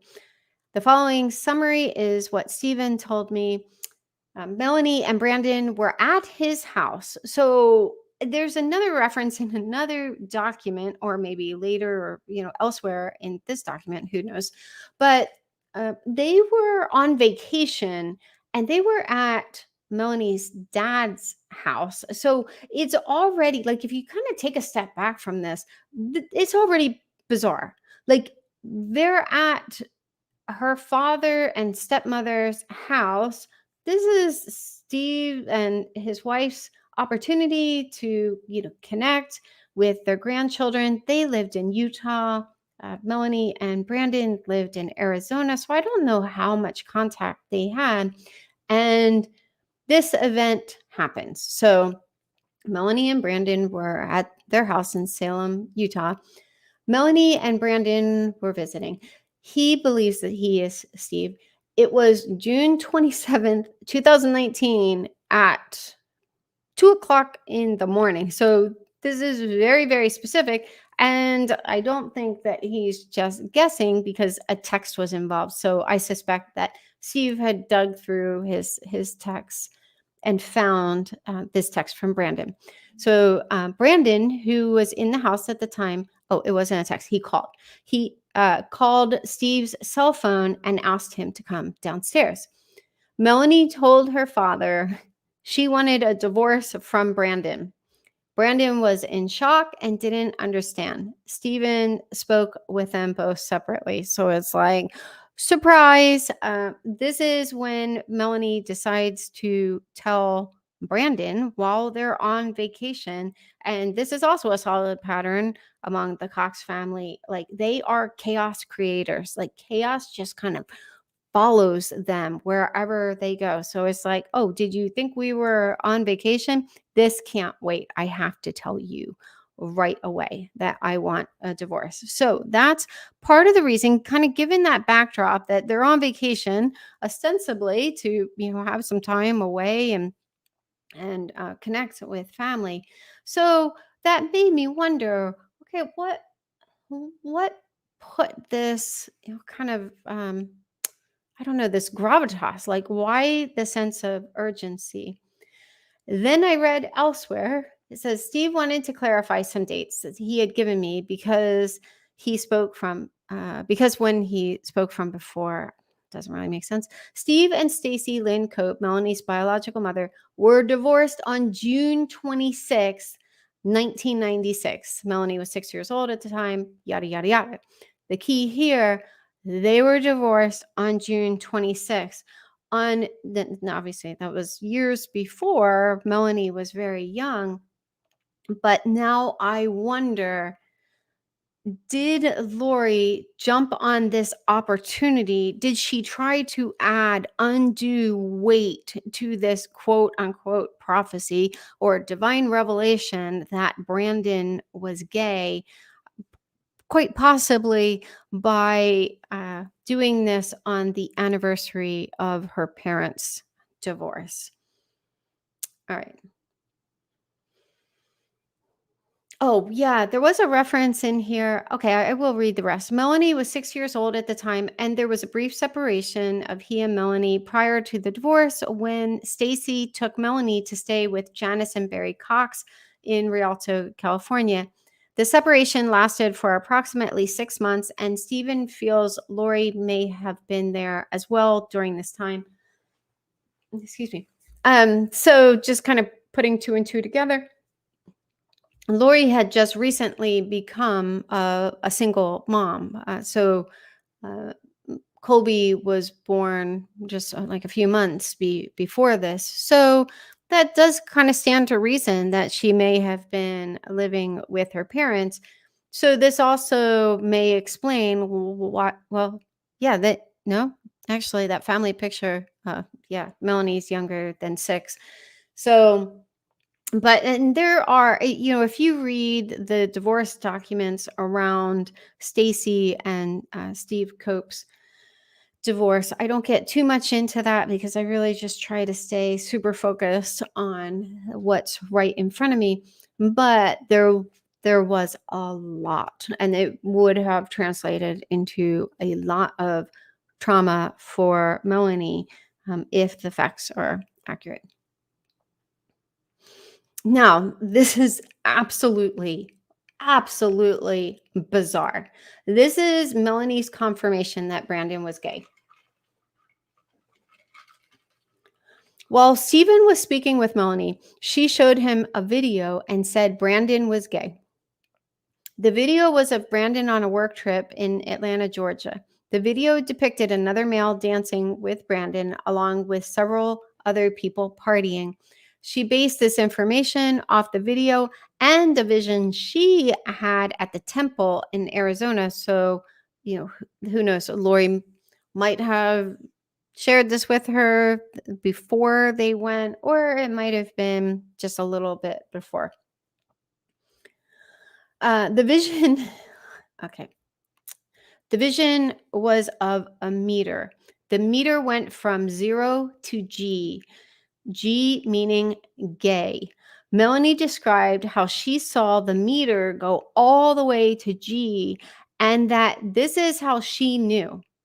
Stephen questioned the validity of this information. Melanie cut him off from discussing the issue further by saying, I had my revelation, you get your own. So we saw a reference to that, I had my revelation, but this interview here, because I think Steve might have interviewed with more than one person, because in some places he's referred to as Steve, and this person tends to be more formal and refers to him as Stephen. Stephen spoke with Brandon. Brandon described the video as a work trip. Brandon was the designated driver for the group. Brandon said it was a work-related get-together and that he is not gay. This concluded the information about the conversations between Steve, Melanie, and Brandon about the divorce. So another allegation that Melanie made was that he did drugs. Again, this is very, very bizarre. I just have to take breaks to take drinks so I don't lose my voice again. I asked Melanie about the reason Brandon and she filed for divorce. Melanie told me Brandon traveled a lot and started to make bad business deals. Melanie allowed Brandon to make the financial decisions because she was a full-time mother of their 4 children. Melanie told me she also noticed a change in Brandon's behavior. She believed it was the result of stress from work and did not know for certain. Melanie also found a lot of quote unquote gay activity surrounding Brandon. She described a video of Brandon dancing with another guy on his phone as well as gay pictures. Melanie did not elaborate further. I will stop here just to mention in her interview with Nate Eaton of East Idaho News, she also makes this vague reference on. She was talking about Lori and someone it was in reference to Charles and she she was trying to make the point that he was cheating on Lori, but she was kind of dancing around it and she was equally vague. It was like, he had all these women on his computer. So, at that time it's like, are you talking about porn? Not that I'm trying to make any kind of statement one way or the other about porn, but it's like, what are you how do you define cheating and evidence of cheating? So this does seem to be a pretty solid pattern of Melanie to just kind of throw spaghetti at the wall and then get defensive if someone challenges or even questions her. Okay, so Melanie did not elaborate further. I asked Melanie if Brandon had a history of homosexual behavior. Melanie said no. Melanie told me anytime she confronted Brandon about the issue, he became defensive. Melanie told me she suspected Brandon used illegal drugs as well. She believed Brandon used ecstasy because it was a, quote, gay drug. I mean, you really just cannot make this stuff up. Unless you're Melanie, then you can make anything up. Melanie did not have evidence or experiences to substantiate her suspicions, but said Brandon wore sunglasses a lot, acted more confident, and lost a lot of weight recently. So that's how she substantiated this allegation that he was also doing drugs. And there were also allegations in her divorce filings that he was connected to the mob. Okay. All right. So Melanie confronted Brandon about her suspicions in June 2019 while on a family trip. We just talked about that. Brandon was adamant he was not homosexual or used drugs. Brandon told Melanie she was crazy and suggested she seek a mental evaluation. Melanie told me she knew she was not crazy and knew the truth. As a result of Melanie's suspicions, she primarily communicated with Brandon via text message and maintained as little contact as possible. So I don't know if she thought she was going to catch the gay or like what, but she clearly felt some kind of righteous indignation and justification for having as little contact as possible, even though they were still co-parenting their children. Brandon and Melanie filed for divorce in July 2019. Melanie told me since their divorce, Brandon has turned church members and her own family against her. Melanie said a lot of people believed what Brandon said about her, so she learned to stay independent. The people she now primarily talked with was her grandmother, Janice Cox, and Aunt Lori Vallow. So just tuck that away, not even just for this live. That is a really valuable insight that, obviously it's a pattern for any kind of cult-like group, and this is a solid cult, to be insular. They kind of isolate themselves on an island and mostly only associate with like-minded individuals. And so I think that this is a key insight into who Melanie felt validated her and who was like-minded. And we do see other instances of Janice being kind of simpatico with Lori once she got over the initial dissension that she had kind of sown around. She didn't want to isolate Charles because he had been so generous and he was paying for all their devices. And at one point, he turned off all of their devices. And Janice wrote a text to Alex saying, like that she talked to him, and Charles turned all of their devices back on. And Adam also claimed that Charles had even bought Janice and Barry a car, as well as other family members. So, okay, moving on. Now let's talk about her possible role in the murder attempt on Brandon. This is where I'm trying to tread carefully. Again, I do feel like I'm really, sticking very close to the documentation. That's why these presentations, they're not visually scintillating. There's a screenshot after screenshot after screenshot. Okay, so by way of context, Brandon was shot at on October 2nd. So if you're new to the case, just kind of store that away. They had separated. Their divorce hadn't been finalized yet. Brandon had locked down a lease. So he was renting a house but hadn't moved in yet. His was in Gilbert and Melanie's was in Chandler. Says the lease agreement, this is Brandon's, the lease agreement showed the lease began on September 23rd, 2019. Is that right? Yeah. Brandon was shot at in front of his residence on October 2nd, 2019. Brandon also provided a screen capture image of a text message from Melanie dated September 17th.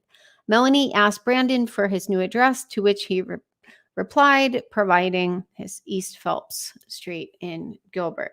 And elsewhere, it was said that Brandon, I think it was in his divorce filings, or it might have been Jess, his business partner's wife, had said only a few people knew where he had moved.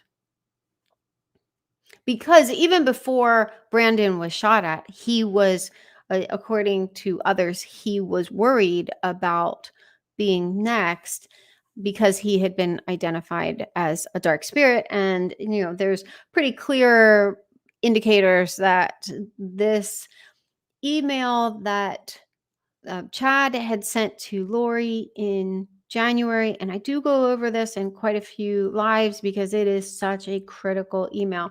So the chain of succession with this email was that Charles intercepted the email, looks like in March. The email was originally sent from Chad to Lori in January. Charles found it in March, and then he forwarded it to Kay, but he was also telling others about it and, and forwarding it around. So this would have spread through the family. And when I do the live, I'll talk more about how that most likely impacted Tylee. But okay, let's see here.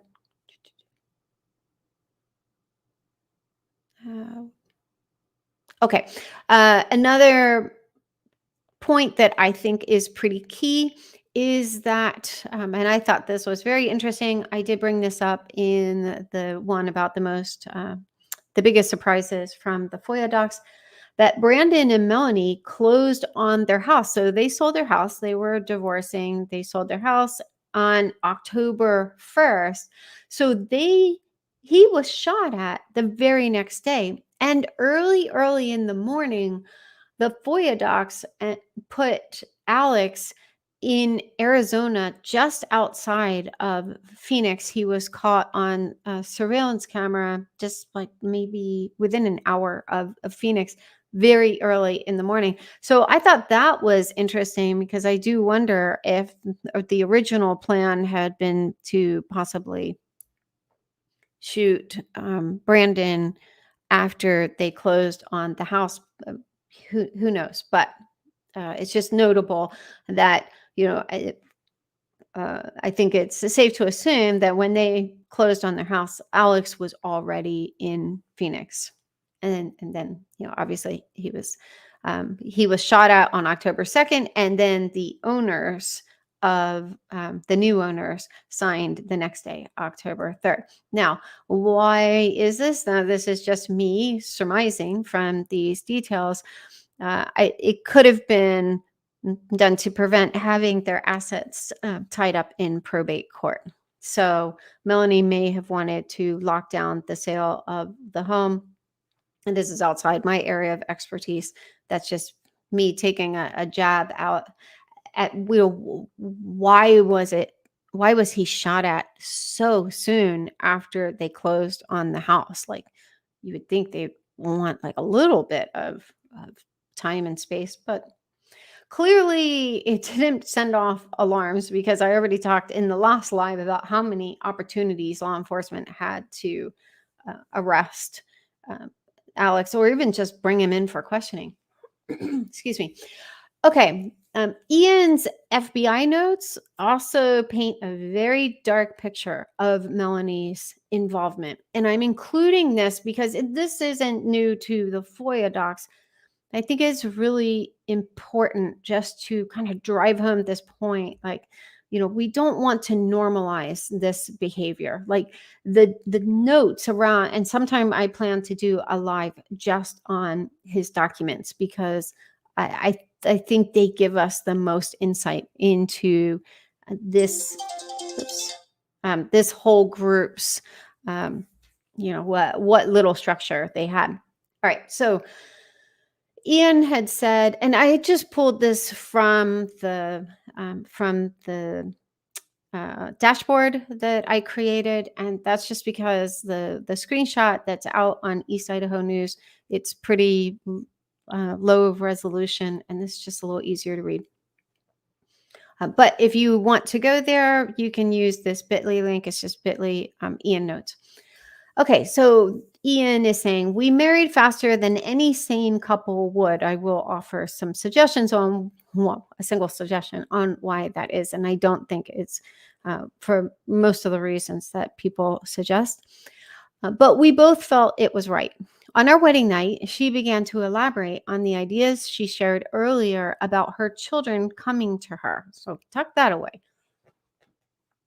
She explained zombies and her fears about what Chad and Lori stated concerning the original spirits being caught in limbo until the body's death. And, this goes to that point about like, no, these aren't prayers of deliverance that they were doing. Once someone is identified as a zombie, you're caught in limbo. And he goes into quite a bit of detail about what that means. But anyway, their spirits are caught in limbo until the body's death. She stated that Brandon had been possessed by a demon or another dark entity sometime after June of this year. So conveniently, this would have been after Lori's quote unquote prophecy that Brandon was gay, and they were moving very fast. Now, I think that this was all financially motivated. But anyway, and this is even with Ian trying to tamp down this story. Like it's absolutely bizarre. All right, she was told either through revelation or, and this was a typo in the actual document, so probably revelation or Chad, that something would happen to him, that something needed to happen to him in order for his spirit to progress and for the Lord's plan to continue. So he was caught in limbo because he was a zombie, and something needed to happen for the Lord's plan for Brandon to continue. She didn't take well to the idea of her husband dying as part of the Lord's plan, but didn't think action would be taken by anyone. She still loves Brandon and would never wish any ill on him. It just sounded to her like it would be something that happened on its own when it was his time. Elsewhere in these same documents, it says, no, again, these are Ian's notes. The discussion moved to Chad and Lori's missing children. At the time, only JJ was counted as missing, and the Rexburg Police Department had conducted raids. Okay, I'll calm down. But had conducted raids on Melanie's apartment along with Al's. Melanie had been told by Chad and Lori that their children, obviously JJ and Tylee, weren't Chad's children. So this is bizarre. Like, and this is by design. Ian is actually one of the more intelligent ones who were in this group. All the while he's trying to paint this picture of Chad and Alex as both being Melanie's uncles, and and Melanie's just all like turned around and just kind of in knots over this influence that these uncles were exerting. And even when he's talking about bizarre things that we'll talk about in this live, he like blames them, like he puts the onus of responsibility on them for them, convincing her to not fight for custody of her kids, or to convince her to not go to law enforcement and stuff like that. He doesn't hold Melanie responsible, which I think is very convenient for him. But okay, so he's letting us know that Melanie knew that both JJ and Tylee had been identified as zombies. She shared concerns that she's been told by Brandon that she's been oh, I'm sorry. She's been told Brandon needed to die, and that may indicate that Tylee and JJ needed to die as well.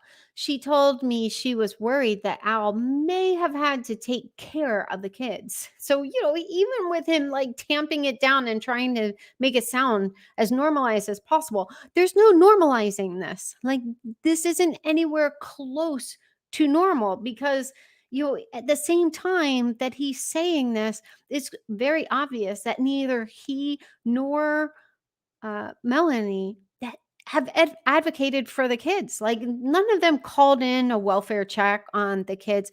Ian was concerned for his own kids. He was not doing anything to advocate for Lori's kids. Anyway, okay. She explained that Al had great faith and never wavered in his trust in the Lord. No task would be too difficult or great for him. When I asked for clarification, she restated her concern verbatim. Okay, let me take a drink.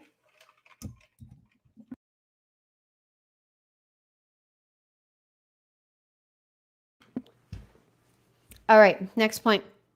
Were her kids in danger? Let's take a look.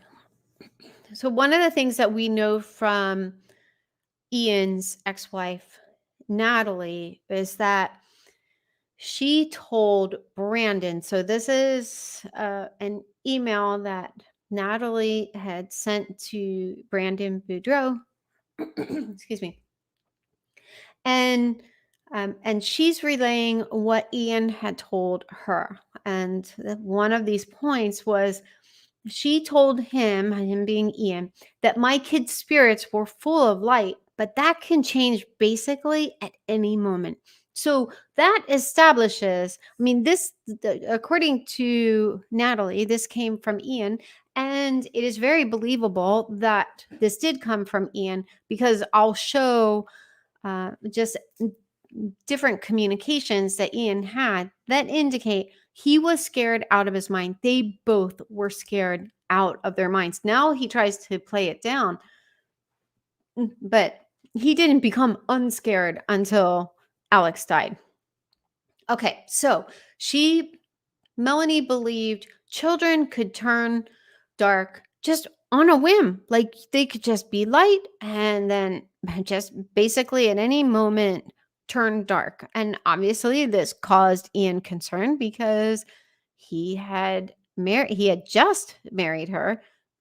He and uh, Natalie were having these discussions right after Ian married Melanie. And this was all started by Ian's mom reaching out to Ian because Natalie reached out to Ian's mom. So that's how Natalie and Ian kind of got on the same page. But they were both absolutely freaked out and with very good cause. I mean, we are talking about people who believe that children can just capriciously be assigned a dark rating. And we've already seen that in even Chad explaining his light and dark ratings, that if you're under like 2 on either side, light or dark, you could switch teams, but it's rare once someone gets over a 2 rating for them to switch to the other side. But JJ did. So okay. Also, Melanie thought she was told her kids were dead. And when I first read this, and so this came out pretty early on, I believe it was Justin who published this. It said she's scared. So this is Ian texting Natalie, and we'll come back. We'll hit on different points under different points in this presentation. She's scared and had been told her 2 middle children are dead. So that was a big question early on. Who told Melanie that her 2 middle children are dead? But then Ian's notes kind of shed more light on this. It said Melanie, so this is Ian's notes. Melanie began to share that she feared for the lives of her 2 of her children based on a dream she had had where they came to her. So she thinks that they were also killed when Brandon was shot at because her dead children's spirits came to her in a dream, and we'll talk more about that. One thing that was especially concerning, I mean, this is like red flags all around. And it really begs the question, why wouldn't Ian have run at this point? And it is not because, I do not believe that it's because he eventually got Melanie pregnant, but we'll touch on that a little later. But Melanie began to share. Oh, okay, this is just the next sentence. They brought her tidings of great joy, whatever, that's weird. Her daughter thanked her for allowing her the freedom to use her agency until the end. This concerned me and made my heart ache for her. Now, it's not clear who's her. Like, is his heart aching for the daughter who supposedly thanked her mom for letting her decide to be killed? This is absolutely beyond the pale. Like, this is so dark, and it shows that Melanie was very much simpatico with these teachings. She wasn't just like, throwing them out to Ian and just like, I don't know, this is kind of crazy. What do you think? She was all in. There's no sign, even with Ian trying to minimize it, there's still no sign that Melanie was in any way disavowing these beliefs. And I think it's because it worked for her. But I felt there was no way anything could have happened without people finding out. So he keeps trying to like bring it back around, like he's somehow being logical and reasonable, but his actions indicate no, he was not logical or reasonable. And I'll touch on that more. So, I mean, this whole idea of Melanie's daughter thanking Melanie for letting her use her agency, and agency is just her will. So basically, she chose to die and she's thanking her mom. And this sounds exactly like Lori's testimony that she gave early on. This was October 2018 in Melanie Pawlowski's home. If you want to listen to it, knock yourself out. I included it in the presentation so that you can do that. This is extremely triggering. It's just so dark, but the essence of it is she's talking about, if your children go to the other side, it's because they chose to go to the other side. And that's how she thinks of death. It's not like, wow, this person is being robbed of their every opportunity to, potentially have a beautiful, productive life, to, you know, to enjoy everything that life has to offer. No, you're on this side, and then, you just go to the other side. And I think that's part of the reason it is so easy, or it appears to be so easy for Lori to justify murder. And because her whole thinking is, well, if someone dies, it's because they chose it. And so, yeah, if you want to listen to it, go ahead. We're not going to do that. You do not have the. That is just a Google Slides issue. Okay. So, Melanie also, she didn't show up for so concerned about, her kids. And, I mean, her kids are living with a man who she believes it has been overtaken by a dark spirit, who is a zombie. And they have this family court date on December 11th. And Ian makes the point, I'm trying to get her to go. Well, we know from elsewhere that she doesn't go. So he's unsuccessful in convincing her to go to this. So custody defaulted to Brandon. However, just 1 month earlier, she was terrorizing the Boudreaux family. And I just think that this is so interesting and so insightful into her mentality. And this does seem to be, I'm not saying all Cox family members, but this does seem to be a pretty solid Cox family tradition that, somehow they're kind of above going through the, kind of established channels and processes and negotiations. They see themselves as somehow entitled to the ability to circumvent any kind of process that will cause them any kind of inconvenience. And they take matters into their own hands. They take the law into their own hands. We've obviously seen that. And that is what is happening here. So, a little bit of background. On November 12th, uh, Melanie, she trespassed on Brandon's parents' property. But then that didn't yield the results as she wanted. So she came back again 2 days later. You can see in the thumbnail who was with her. Alex was with her. So if you kind of stop and just think about this for a little bit, pull back to that 100-foot view.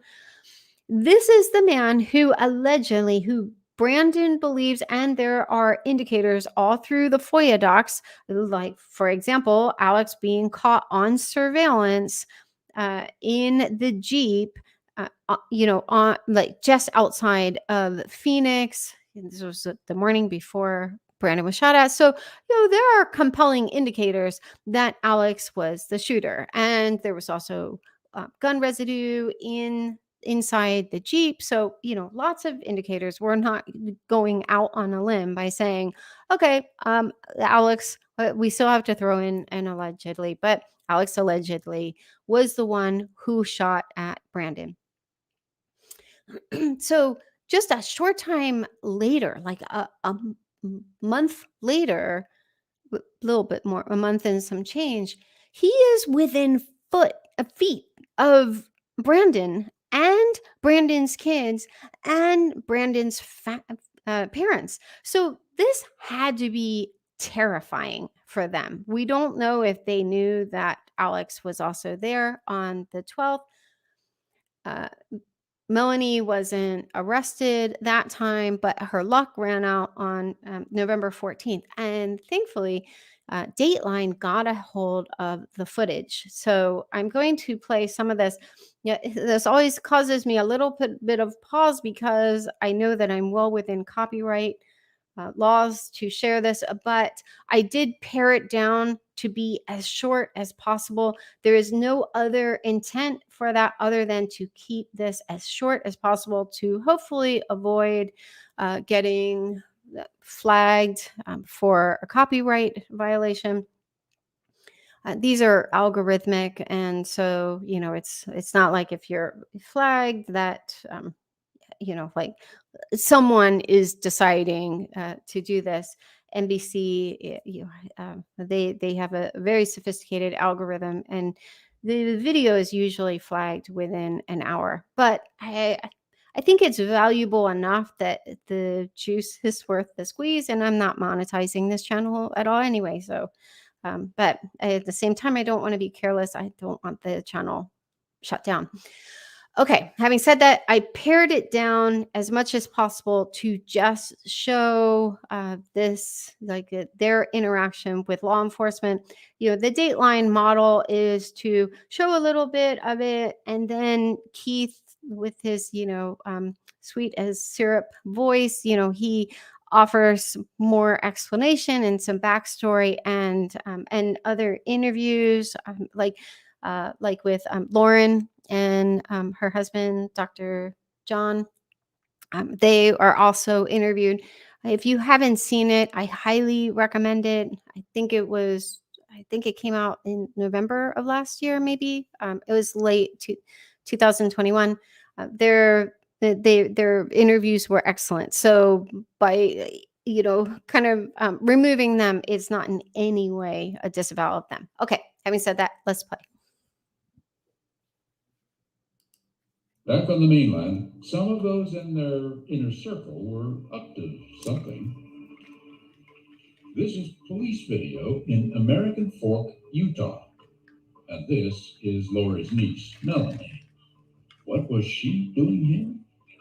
You'll remember, Melanie's husband, Brandon, said someone he thought Lori's brother, Alex, had taken a shot at him in Arizona. After which, Brandon took the kids and went into hiding, eventually ending up here at his parents' place just south of Salt Lake City.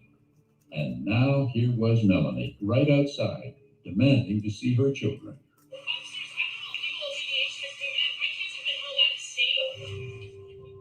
This was the second time Melanie showed up at the house, so Brandon's dad called the police. I asked an officer to come here last night to do a check-in because I'm worried they're in danger. But you came over here after being told that you were criminally trespassing. But I have an agreement saying From this residence, correct? This was not long after Melanie was seen entering the family's garage. my kids are worried they're in danger.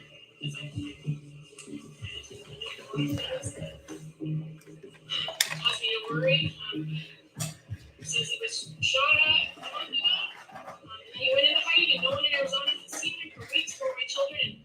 Melanie continued to argue with the officers, asking them to let her go inside and check on the kids or remove them and put them in her car. So police went inside and checked, and But they are safe and they're taken care of. So we're not just gonna go in there and go from the house. Melanie also asked the officers something that, well, at least sound familiar. Do you have a victim's advocate I can speak to in the police department, please? Then the officers noticed somebody sitting in a car on the back on the mainland. Oh gosh. Oh, sorry about that. I do want to just stop there because John and Lauren, let me pull this closer. John and Lauren made a really good point in this Dateline episode that, I mean, if you're not familiar with Lori's interview with Chandler the day that Charles was shot and killed, that Chandler actually, Lori didn't have to ask for a victim's advocate. It was offered to her. in this interview, and I go into a lot of detail about issues that I feel marked that entire investigation or lack thereof. But you see that strategy here where I think Melanie is most likely being coached by Aunt Lori. And she's like, oh, do you have a victim's advocate I can talk to? So she's like kind of pulling out all the stops to justify this intrusion. And also, if you didn't catch this early on in the interview, she was in their garage. So sometimes it's helpful just to like kind of stop and like, like picture this. Like they are in their home. Brandon and Melanie's kids are inside. Brandon and his parents are trying to keep his kids safe. And they find out that Melanie is in their garage. I mean, that is an incredible intrusion. They had to have been very terrified, especially when she came back and she brought, obviously Alex was with her. So I'm, just listening to his story. Like, I mean, it is absolutely outrageous, just the level of entitlement that she feels. I mean, she is in full Karen mode. Can I talk to this person? She's like waving papers that are completely irrelevant and, just trying to do whatever she can to manipulate this situation because she's not used to being told no. All right, back to the video.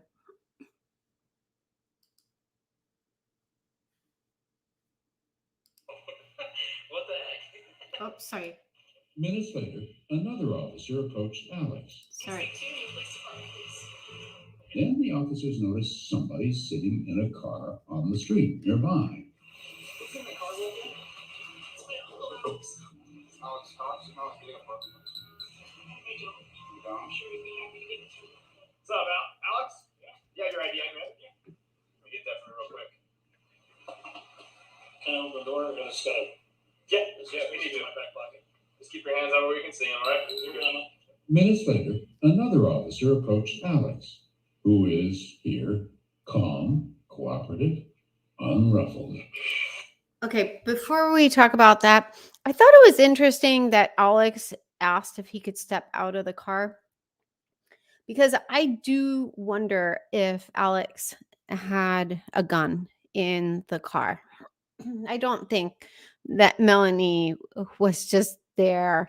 I mean, this is my opinion, obviously, but I don't think Melanie actually thought that she was just going to show up and they were going to say, oh, okay, my B, here are your children. And that would be the end of it.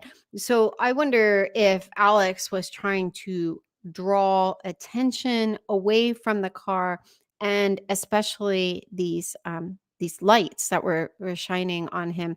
And you'll also see at this point here, I'm going to back it up a little bit more, but take note of his affect. He has a certain affect when he's approached the second time, and I'll give it away a little bit. Like he is like a very flat, he's very closed, almost like borderline hostile, whereas usually Alex's MO is, kind of he goes into bro mode and stuff. And then when this exchange kind of becomes more friendly and favorable, then he goes into his bro mode. Okay. Is here, calm, cooperative. Can I open the door or just Yeah, we need to in my back pocket.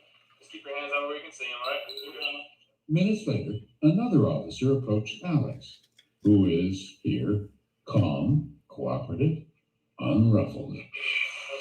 Pretty good, dude. Not bad. You guys come all the way from Arizona? Oh, where are you coming from? Idaho.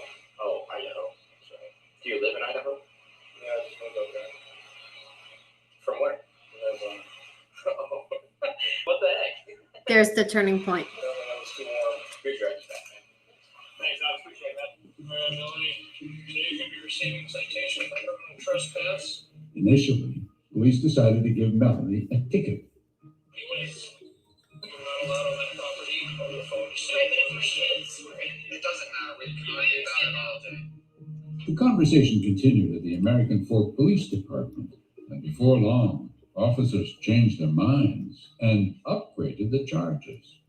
Okay, so things changed a little bit, okay? Your criminal trespass is enhanced to domestic violence. How does that work? Because you were in a domestic relationship, you had, in-laws there. You trespassed, you entered the garage unlawfully. So we're actually going to be taking you into custody tonight. Okay. So I'm just going to need you to go and stand up away from me, place your hands behind your back. Right there, we'll take everything with you.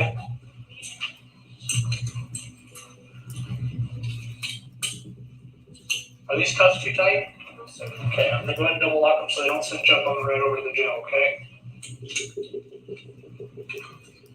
There, just. Alright, let's go ahead and have a seat in there.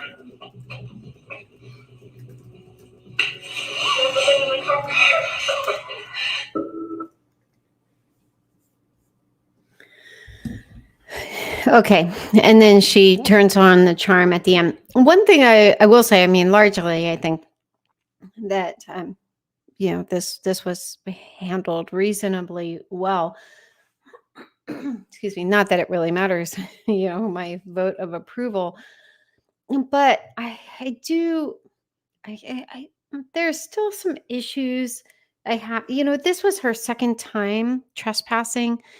She went, it's next level when you are actually entering the garage. That communicates intent to actually like penetrate the perimeter of the home. That, like if you put yourself in the position of Brandon and his family, I mean, this had to be terrifying. Brandon knew that the man who he strongly believed tried to murder him was, he most likely knew, I'm sure he did, because we know that, well, I'm assuming, we don't know if Brandon knew at that time that Alex was in the car. But just the fact that it's the second time, and initially, even though it was the second time and she went into the garage, they were only going to give her a citation. And I really think if Melanie had gone more the Lori route of, just being like really cooperative and really, sunshiny and just, whatever, I think she would have just walked away with a citation. I think it was because she kept arguing, and one of the officers even, tries to shut it down. Like, we could argue about this all day, but you're wrong. You're just dead wrong. And so she doesn't turn on the charm until after they tell her, like, okay, you went too far. You're going to be arrested. Excuse me. Then she becomes cooperative, and then, tries to turn on the charm. This is her first time in a police car. Nobody cares. But, excuse me.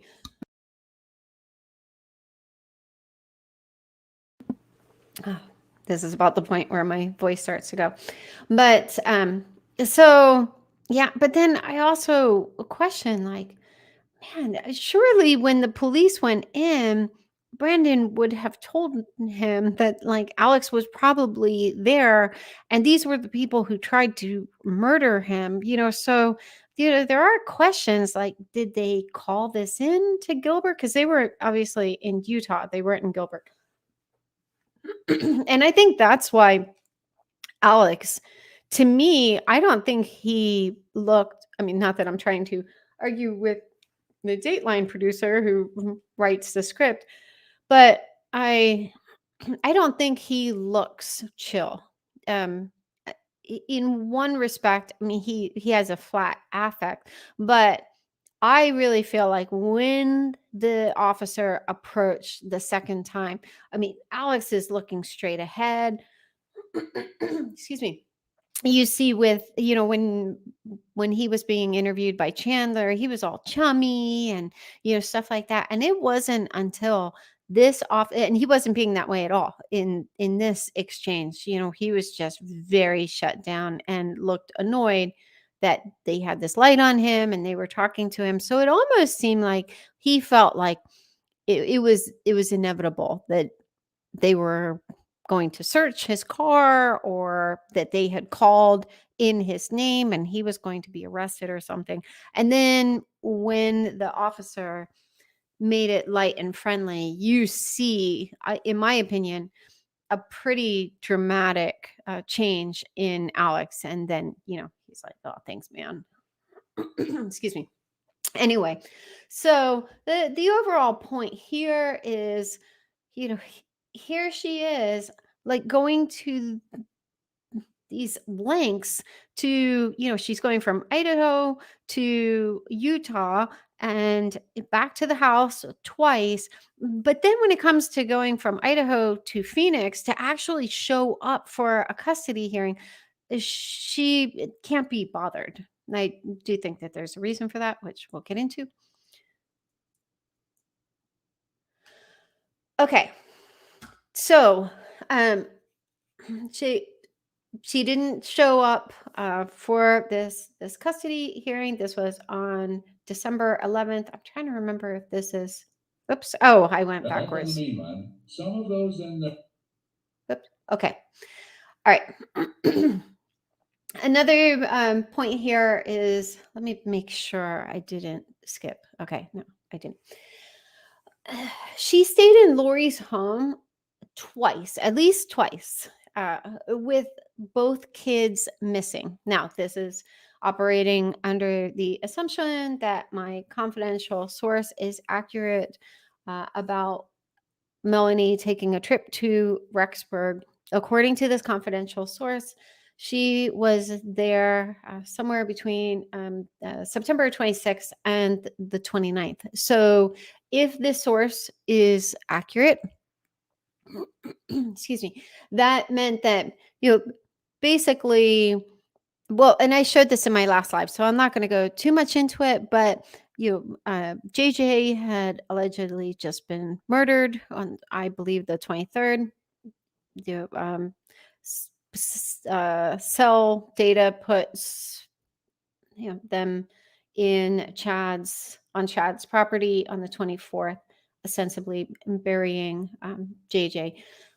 Excuse me. And that morning, Melanie Gibb and David Warwick had just left. So, if this is true, and there was some question from the source if Melanie had flown out on, oh no, actually, one source that, actually, I forgot about this. There were two different sources that told me that she was in Idaho this week. One source said the 25th, because I remember it being like really surprising that, like, it was like basically Melanie Gibb was leaving and then Melanie, Boudreaux was coming in. But another source said the 26th. So, who knows? We'll see. Excuse me.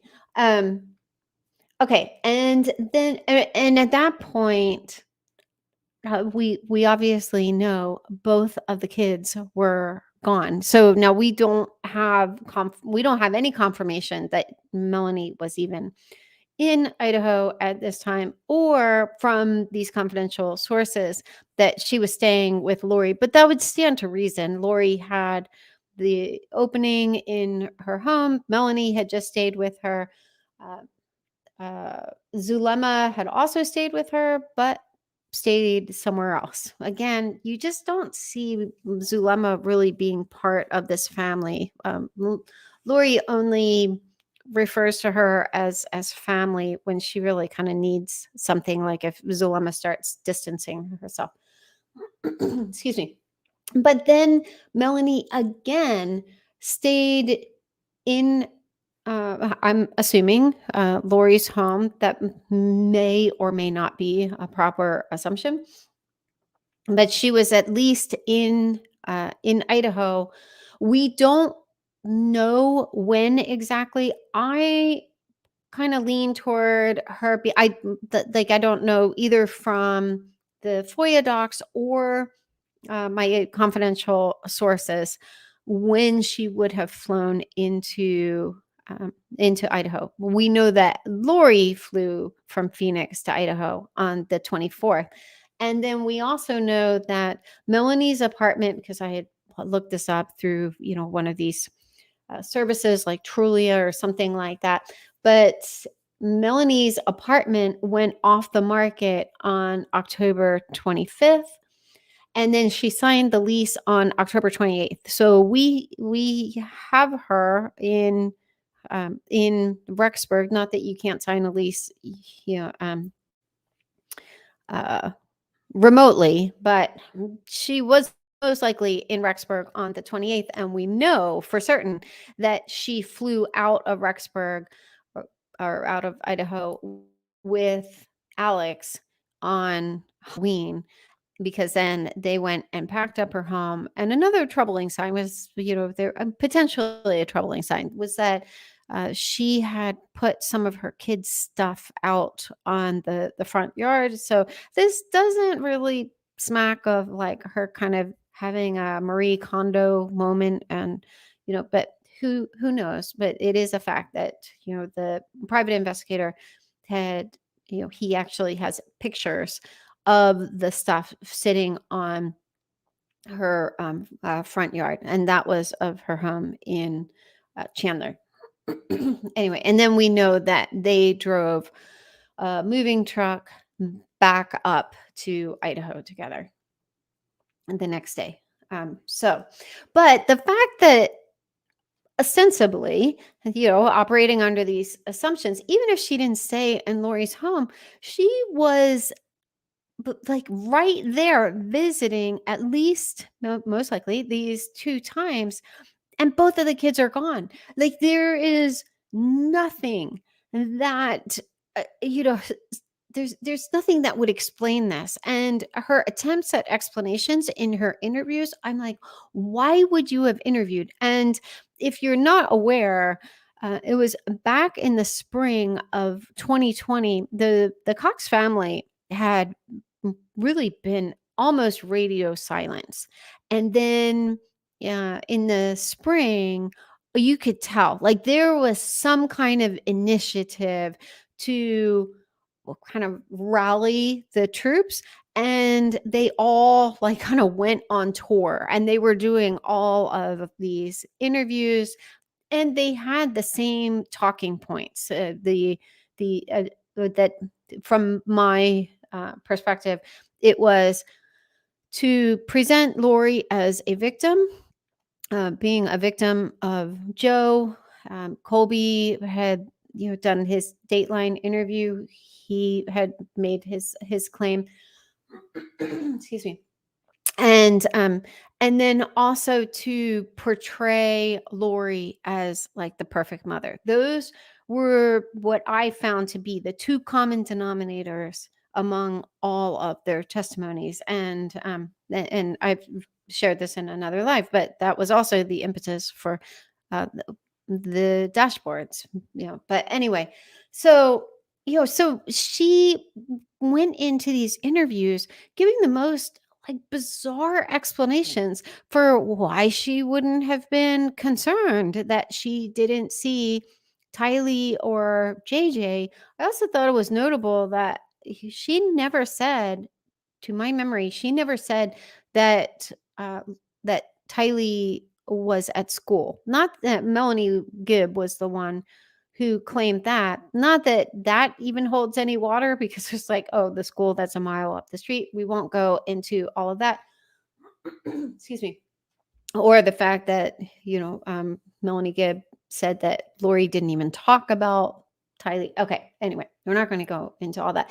But Melanie, Boudreaux at that time was like, oh, JJ was always in therapy, and, his school was helping him with his special needs. I mean, she's just like throwing anything she can. Like she'll just talk about the weather, and if you start to pin her down, she will just talk and talk and talk, and just serve up word salads and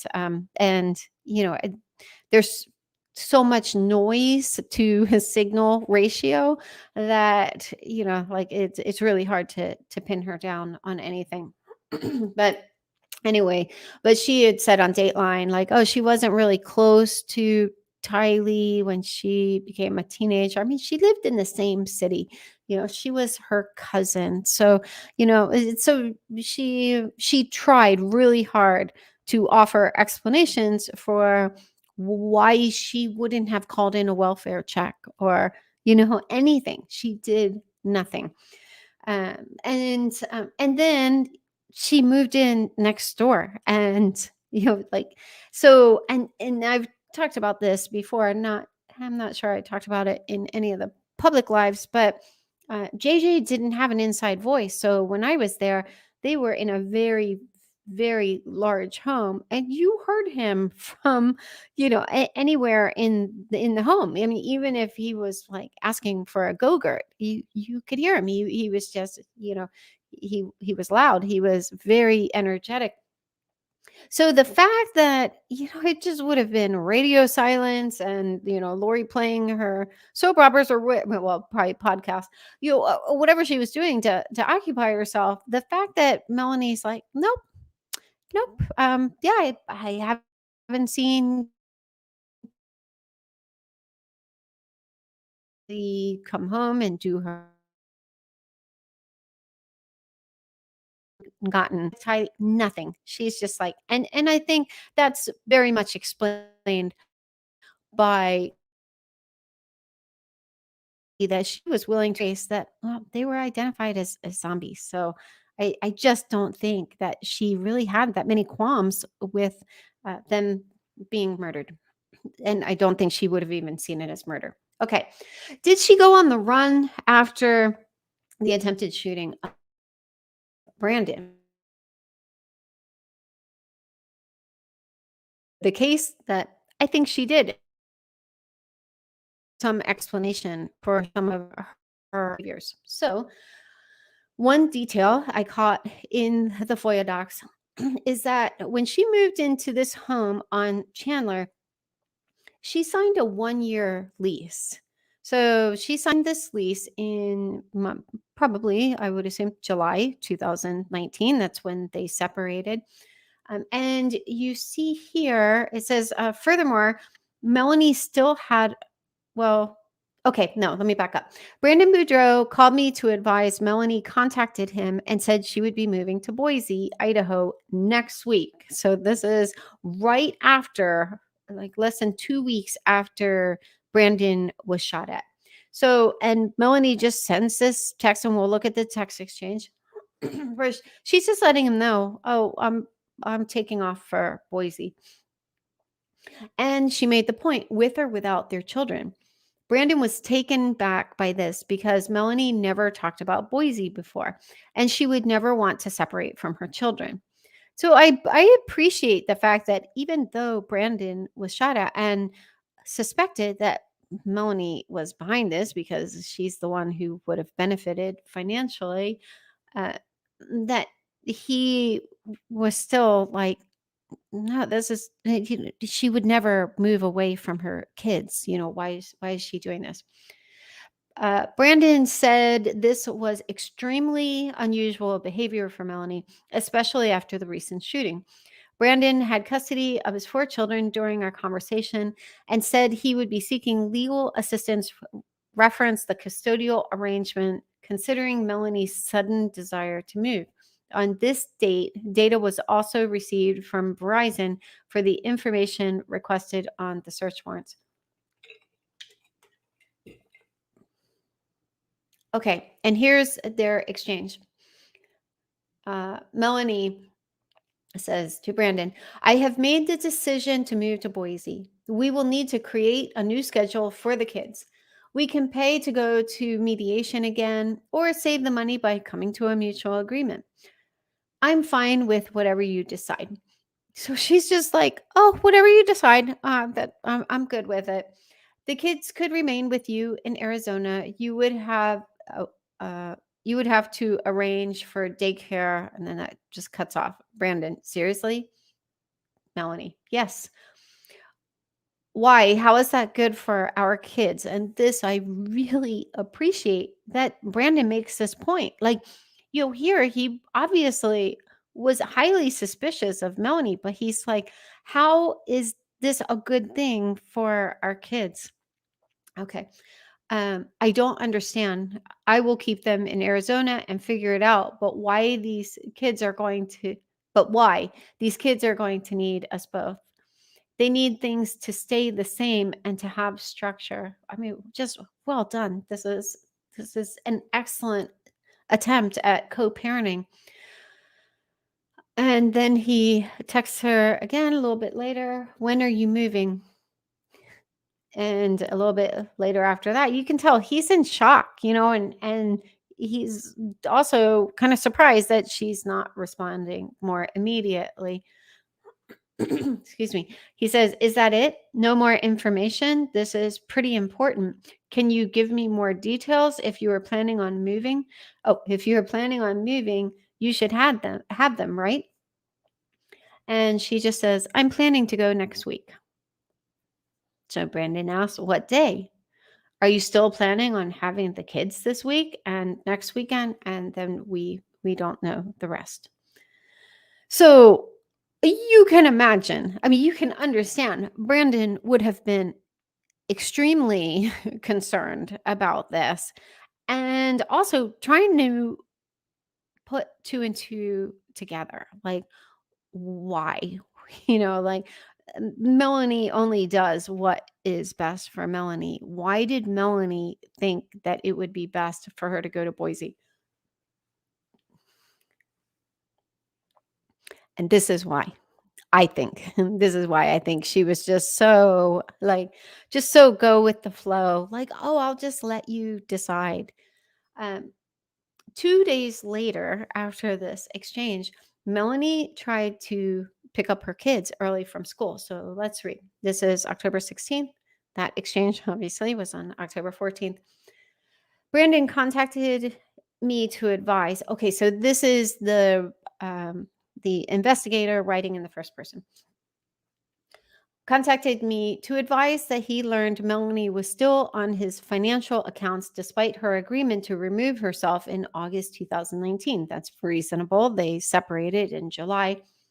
Brandon had message correspondence with Melanie on October 7th when she agreed to remove her name from his accounts. As of this date, so this is October 16th, Melanie was still on Brandon's accounts. As a result, Brandon transferred the funds to a different financial institution. Melanie contacted me for the first time since our initial interview. So again, this is the investigator writing this. And this is my favorite investigator in terms of like how he takes notes. His reports are very easy to read, and I can always identify him. I do know it's a male because of one exchange. It was like down to two. Well, it doesn't matter. Anyway, but this one investigator puts the first name in all caps. So anytime I see a first name in all caps, I'm like, oh, good, it's going to make sense. Okay. Melanie contacted me for the first time since our initial interview.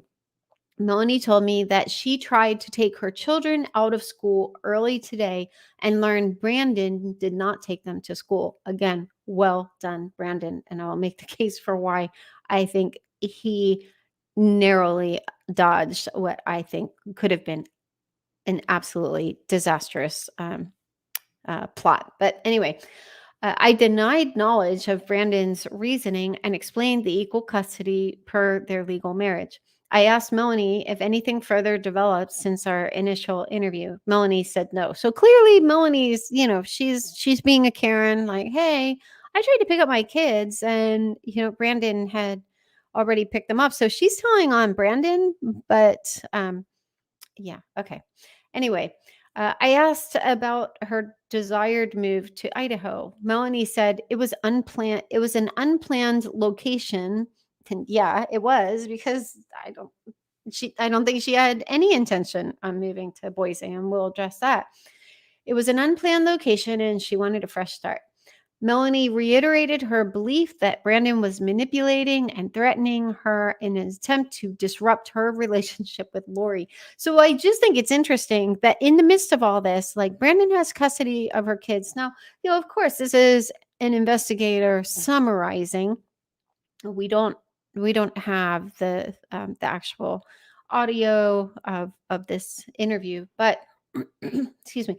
But the fact that Melanie's like, oh, he's just trying to, like hurt my relationship with Lori. It shows, I believe it shows that her priorities are so out of whack. Like, why is she even thinking about what Brandon might be trying to do with her relationship with her aunt? Like, Brandon's out. He already has seen what happens when someone divorces someone in the Cox family. It doesn't go well for them. He was distancing himself, and we already saw evidence of Brandon actually advocating for her staying in Phoenix to be there for their kids. Anyway, so Melanie could not provide any details or evidence of Brandon's threats or manipulations. Of course, we concluded our call. Okay, so by way of reminder, according to my my confidential source, and also what I've already presented in the FOIA docs, is reasonable that this would have been the next day that Melanie and Lori took off for Hawaii. So Melanie tried to pick up her kids before the end of the school day on the 16th, and then they were leaving the next day for Hawaii. Well, I think it's pretty apparent where I'm going with this.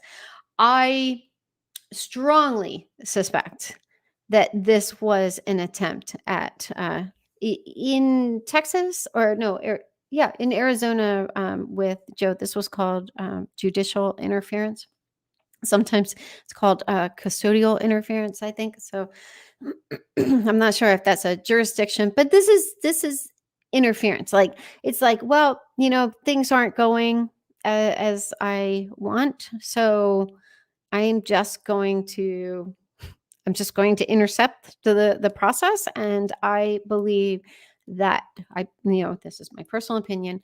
I believe that she picked them up with every intention of taking them to Hawaii and then going on to Idaho. Why do I believe this? Well, Melanie was learning from a master of judicial interference. And I don't want to go too far down this rabbit hole, but I do think it's important just to demonstrate just the level that Lori was able to go to in interfering with the custody process, even with her own daughter. So this all happened in 2011. Obviously this involves Joe. This is a custody issue between Joe and Lori, but they had court mandated visitation schedule.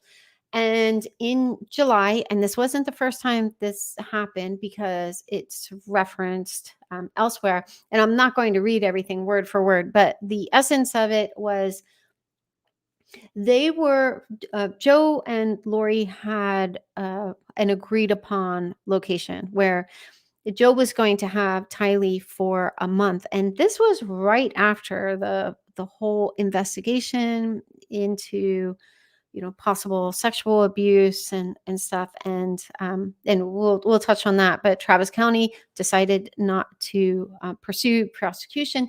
So I believe this might have been the first visit he was, beyond the visits, the supervised visitation. Sorry. But I think this was maybe going to be the first time where it was like unsupervised visitation. And I believe it was supposed to be for a month. Anyway, Lori asked him if he could, instead of meeting up at the agreed upon location if he could come to Tylee's concert and then he could take her from there. And Joe agreed. And after the concert, he couldn't find them. He went out to the parking lot, standing by their cars, and they never showed up. And he just didn't get her for that visitation because they had he believed that someone else, they had already worked out that someone else would pick Lori and Charles up with Tylee. I believe Charles was there too, and take them. So Joe called the police and they were very dismissive. In fact, I pointed out, like, they went to the home and the police officers like, so will you be letting Tylee go? Because, like he showed that he's supposed to have her. And she said no. And, he let her know that, if she could be facing charges for judicial interference. She stated that she understood that and she had already been through it. And Joe also references that there was another time where she withheld Tylee from him. And so then this officer contacts Joe to let him know, oh, Tylee's okay. Just let you know, she's okay. So obviously Joe was frustrated. And I'm not saying that just to I mean, we've all experienced gaslighting, like as if that was his primary concern. He called the police because this was judicial interference. The police officer even recognized this is, oops, gosh, I don't know why my alarms keep going off. The police officer even recognized this is judicial interference. You could face, charges. And she's like, oh, that's fine. I've faced them before. And that was it. There's no record that he had her, and there is a record of him filing a complaint, a grievance about this. Anyway, so but that was Plan B for Lori. So keep in mind, this was July 2nd, 2011. I believe Plan A was to send Joe to prison for sexual abuse. But in March, so just a few months before this incident of judicial interference, they had decided not to pursue prosecution. And, you can read this. I mean, essentially, Colby and Tylee had both been interviewed before. This was on video.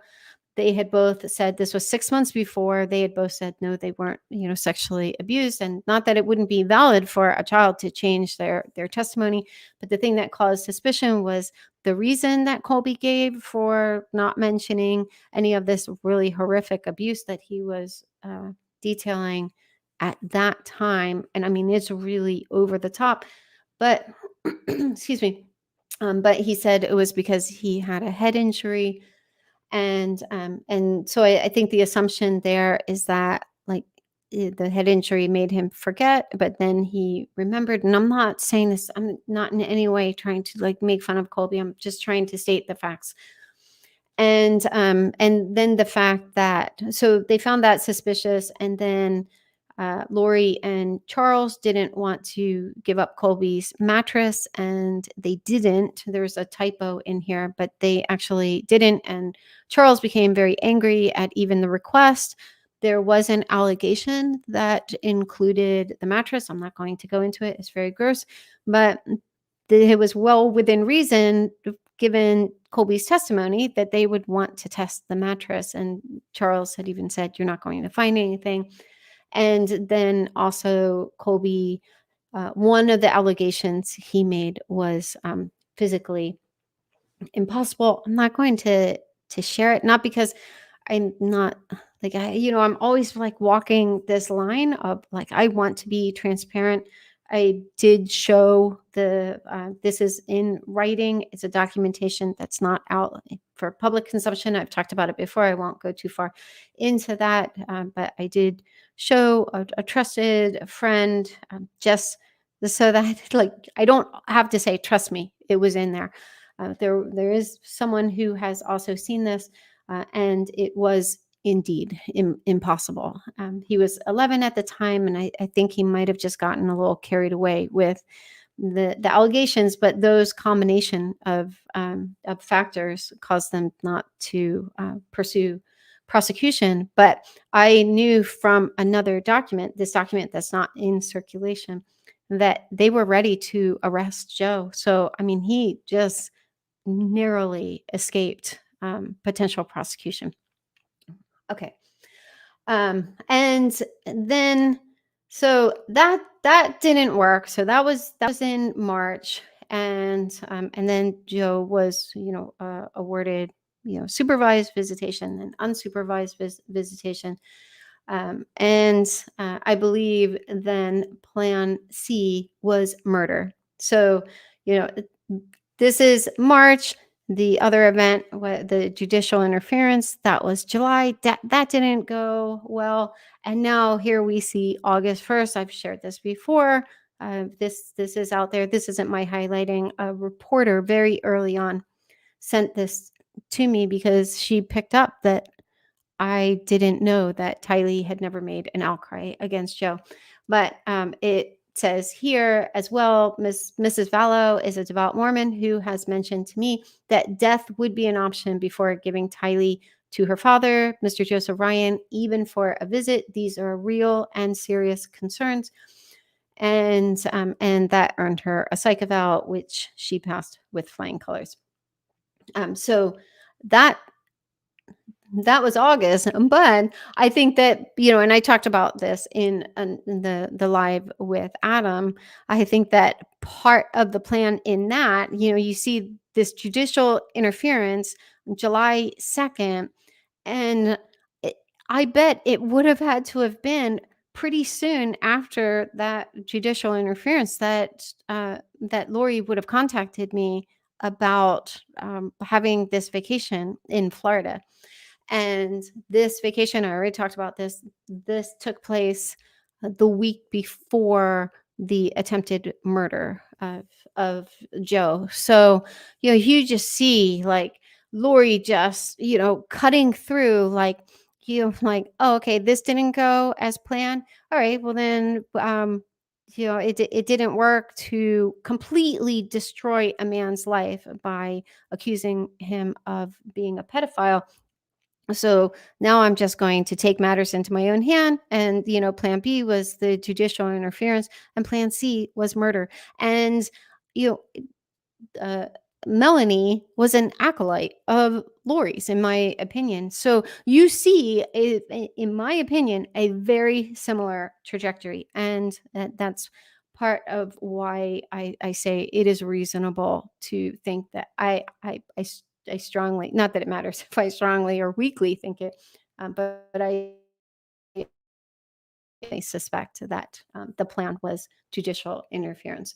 And with Lori, because she suffered no consequence for the previous two incidences of judicial interference, she pulled it again on Tylee's winter break. Joe was supposed to have her on a particular date, and Lori just went out of town. And that time, they arrested her.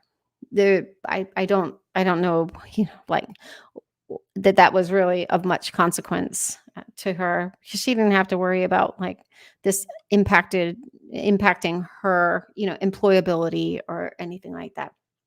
But okay, so back to Melanie. Why Boise? Like that, even when that came out, that was a bizarre detail. Like, Lori's in Rexburg. Why is she suddenly announcing that she's moving to Boise? Well, I don't think she had any intention of moving to Boise. So again, back to the point of Ian having to convince her.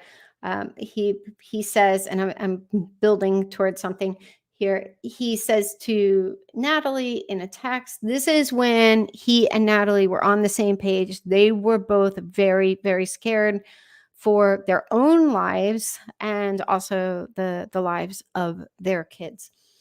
He says, I don't know if I can convince her, meaning Melanie, to go to the family court hearing on Wednesday. I'm trying, but she, quote, got an answer last night from God himself. So clearly in Melanie's mind, no, she wasn't going. We know that she didn't go. So, but it's because God himself told her, don't go. Well, why would God tell her not to go? I believe that Melanie just used Boise as a very, very weak attempt at a ruse. Like, I think she operated under the assumption like no one would put two and two together. No one would figure out that Lori was, I can't, that's too distracting. So I'm going to go back to the previous one, but no one would figure out that Lori was in Rexburg. Now we actually know that, and I've talked about this in a couple lives, but it's just because it's such a key point that Kay and Larry knew that Lori had moved with the kids. But she wasn't sure about Tylee, but she said that Tylee was most likely with her in a follow-up text. But they had moved to Rexburg. They knew that in September. So she said that she just didn't know what the apartment was. That was on a 2020 episode. I think the grave digger's wife. But these people, they were figuring that out. So, and obviously we know now Brandon hired his own private investigator, and surely Melanie would have known that Brandon would have the means to do that. But this is very much, I believe, Melanie's childlike thinking, and not childlike in an innocent way, like just not advanced thinking, like, oh, I'll tell him I'm going to Boise, and then he'll never find me when I move to Rexburg. Okay. All right, number 8, she was sketched with the life insurance policy. Now, these are very strange details. So, not going to read all of it, but essentially, Brandon, there was this life insurance policy on Brandon, but it was set up in a weird way. And you can read this. Even the investigators and one of the employees of that insurance company noted that it was set up in a weird way that both of them would need to consent to any changes. So Brandon couldn't just take himself off a life insurance policy. So we actually know from elsewhere in one of these documents that I think it was as of February 2020. So they had been divorced, for a little while at that point, and the story had gone public and all that. Melanie was still paying on the policy, so she would benefit from his death. Like, she was still the beneficiary on this policy. Then Brandon was like reaching out to Gilbert police, trying to see like if they could step in and intervene. And, apparently Melanie had agreed to, take him off of this policy and also to open up a policy for herself. And she just wasn't getting around to either of them. So according to these documents. Now, another thing is, and I would love to throw this out, and I will throw it out to the Cool Cats group, or like if anyone has any insight into this. I mean, this live already took a pretty significant amount of time to pull together, but it's been out there for quite some time that Brandon had $1 million policy. And I searched all of the documents for even a reference to the word million. And there's no reference to Brandon's policy being $1 million. And then in this, back to this involved persons matrix, it said that V1 has a $250,000 life insurance policy for himself that will go to Melanie if he dies. So I'm not sure if there were two policies, or maybe there was another policy where that maybe that one was for $1 million, but I couldn't find any reference to that policy in the FOIA docs. So if you have any information, I'm happy to take a dive in the FOIA docs again. I'm not being a gatekeeper of these documents, but I think that's an interesting point. But still, I mean, $250,000, that's nothing to sneeze at. So okay, Another really sketch thing about that involves Melanie and life insurance is after Charles was shot and killed, she sent a text message to Lori recommending that Lori take out life insurance policies on the kids. So it says another important message sent to Lori from Melanie was after the murder of Charles Vallow. Melanie wrote, "You should get a life insurance policy on JJ, Tylee, and you." Again, she's putting this in writing, which I believe contributed to her low trust rating. But she was still, like, even though Melanie Gibb and Zulema had higher ratings, as well as Audrey. I mean, who was it who went on these trips? They couldn't compete with Melanie Pawlowski. And when it came to an alibi, she was Lori's ride or die. And I think Lori enjoyed being with her the most because she also had the most control over her, though she did have a pretty significant amount of control over Melanie Gibb and Zulema. Anyway, okay. Because after Charles, we see that anything can always happen. I think she meant to say, if it's in the Lord's will. Absolutely bizarre. But okay. So that just led me to question what was in it for her? Like, why would she make this recommendation to Lori that she take out a life insurance policy on the kids? So let's take a look at Melanie's finances. This is after she and Brandon were separated. The divorce wasn't finalized yet, but they were kind of, accounting for things. And because it's getting late, you can read this on your own. What I did was I broke it down into bullet points. So again, check my work, always. But the main bullet points, this is where Melanie was due money. She was going to get a lump sum payout from Chris Pierce, that was Brandon's business partner. She was going to get a lump sum from Avantgarde Insurance, and I think that was one of Brandon's affiliates, or it was some kind of business. And she was going to get proceeds from the sale of their home and child support. And we do know from the FOIA docs that she had received, like someone talked about, she had received around $300,000. And that was before the divorce finalized, which I thought was really interesting until I kind of took this deep dive. I was like, oh, okay. So, she was part owner. So she was due that money. Is not like, Brandon was just saying, okay, how much do you need, to get by? They were dividing up their assets. But anyway, so, and Detective Pillar said, told me being employed. Well, yeah, you can kind of understand why she wouldn't be concerned about money. And then also going back to a comment Ian made, he said, "We married faster than any sane couple would," which I obviously agree with. They claim, depending on who you believe, they only knew each other. One person said 9 days, another person said 10 days.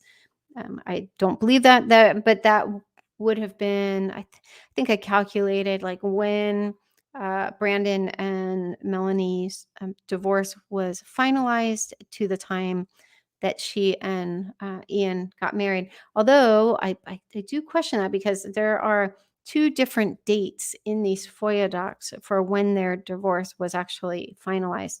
And there was also a kind of a weird reference with Brandon where he had called police and was surprised in October that their divorce wasn't final yet. And it was when he was basically like giving Gilbert a heads up that, he was going into hiding. And I think, he didn't want to be arrested for judicial interference. So maybe that was why. But anyway, so I'm just going to posit why I think Ian has stood by Melanie. I do not think he is just like a lovesick puppy. I think there was financial motive. I mean, obviously, this is just my opinion, but just looking at these documents with and putting them kind of vis-a-vis his own very thorough notes about this group, which of course he never intended for this to go public. So I'm sure he's dying a thousand deaths that was out there.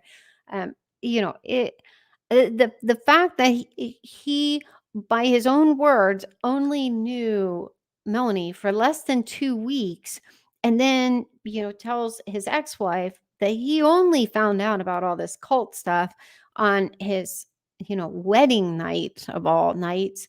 And then he's just like, sure, like let's just keep this going. And then around all of the the publicity and stuff like that, I just think, like the amount of money that Melanie was dealing with, not that I'm trying to be cruel or unfair to Ian, but to me, this is the motive that kind of makes the most sense. Would he have done it again? I don't know.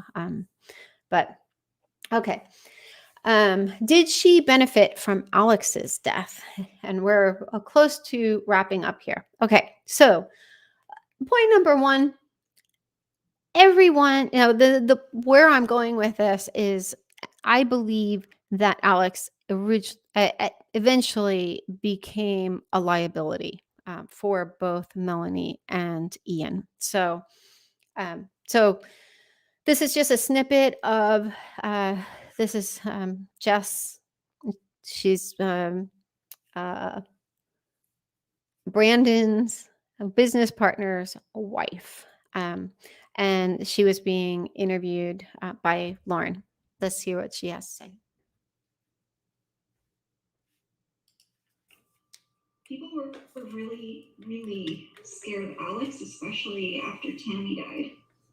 And Melanie and Alex and people like Melanie Gibb were watching our houses. And Melanie showed up with Alex Melanie at Gibb? my friend's house. Melanie Gibb. Pawlowski. Okay, thank you. Melanie Pawlowski showed up with Alex. Yeah. To one of our friends' houses. She Wow. was so scared that she almost packed up and left. When was that? That was in October. Imagine being so scared. You're like, I'm just going to pack up and leave. And, that's what we've heard Barry and Janice did, but that was for a very different reason. Especially if you're a homeowner. I mean, that's a pretty, and then who knows, they might have been thinking like temporarily, but that is like, you're talking about upending people's lives. Like that's how scared people were. And it's not just because of it's not like Tammy's death was so much more horrific that was what made them afraid. It was this cumulative impact, because we know that this inner circle kind of group, they already knew in October. Jess had said they knew in October that the kids were missing. I mean, we now know from the FOIA docs, no one was thinking that Tylee was missing right up to the day of the welfare check, because Brandon was the one who told them that someone gave him a tip that Tylee may be with Colby. And that was the whole reason they went to Colby's apartment the day after the welfare check. But they've this inner circle, like they were all helping Brandon go into hiding to keep him safe, to keep his children safe. And anyway, so everyone was afraid of Alex, especially after Tammy died. Ian was also scared. He was so scared that he was more aligned with his ex-wife than his wife. And there were pretty serious allegations with Ian. I'm not going to go into all of that. But, they were not aligned. They did not have a good relationship, but he was so scared and she was so scared. They were aligned, and he was more aligned, according to these documents. It definitely looks like he is much more aligned with Natalie than he is with Melanie because he's scared. So, here's some evidence. We're going back again, and kind of like a diamond. We're just, turning this diamond and looking at different facets of the same diamond to point out different aspects. But you see here, like, he starts off, he's texting Natalie and he says, "Don't respond." And then he, goes through this whole thing, and he's blaming it on her uncles, and she's scared and has been told her two middle children are dead, and she's trying to get him to go to family court, and and then a lot is redacted. That whole part about she got her answer, and all these weird things. But then he reiterates, "Don't respond. Just wanted to update you earlier because I had a quick second to call. Stay safe." So clearly he was also scared, and she was scared. I mean, so everyone was afraid of Alex. He was also so scared. He asked Natalie to take the kids away for his weekend. And you can read that. I'm not going to go into all of it, except to say, Natalie says, and I'm thinking it's in this paragraph here, and I'm thinking she might blame me and come after me. I mean, if she is convinced that I'm a demon, because there was a claim that Melanie is telling her new husband this, who, supposedly she just met a couple weeks before they got hitched, that Natalie's spirit had come to her in a dream and had told her that she was demon possessed. And anyway, so I mean, really, really bizarre stuff. And clearly Ian knew the implications of what that meant. That is why he was so scared. And yeah, anyway, but and I'm thinking, this is Natalie, and I'm thinking she might blame me and come after me. I mean, if she is convinced that I'm a demon and God tells her to kill me, I could end up another missing person case. He, meaning Ian, wait, no. Oh, yes. This is an email from Natalie to Brandon. He, meaning Ian, is terrified, and I think she meant to say is so terrified, that he asked me to take the kids away on his weekend, which is next weekend, because he does not want them around her. He has never done that ever. And if you look at the timing, this is right around Christmas time. So he's giving up as a single parent. He's giving up his weekend. That's how scared he was. And she even says, "I've never seen anyone so terrified." He told me, and this is another clue, he told me to look up the names Alex Cox and Chad Daybell. So now he tries to play it all chill, like, I realize, I just kind of got this out of perspective. No, he's telling Natalie, look these people up, because if she looked up Alex Cox, she would find out for herself confirmation that he killed, Lori's previous husband, and at this point, Chad Daybell's wife is also dead, and so he's scared. They're both scared. Okay. And I made this point in another live. It's one of those things that I think it's such an important detail. And it was something that I found out, like, really at the very end. I was just wrapping up. I had like the final, I think, like 30 pages or something of the FOIA docs. And this was just kind of boilerplate text that was included in the search warrants. But it said, on December 5th, 2019, detectives in Idaho had, I think supposed to be had contacted and interviewed a source of information close to the persons listed and involved in this ongoing investigation. That source alleged that he or she had been told by at least one of these parties, so someone who would be in the know, that JJ and his sister Tylee were now deceased at the hands of the persons involved. No bodies have been located, and this information is not verified at this time. And I've made the point before that Ian and Natalie went to police together on December 5th. And I don't have any record of anyone else who was interviewed by police on that particular day. It doesn't mean that no one else was interviewed on that particular day, but I think the number of indicators, like this would have been someone who would have been close, would have been like close to an insider who would have known that the kids had been murdered. To me, that just sounds like something Ian would have told police on December, or could have told police on December 5th, when he was scared out of his mind. And so scared, he also agreed to come back. And this time, there's no evidence that he told Natalie this. He came back and offered to wear a wire, or agreed to wear a wire. Okay.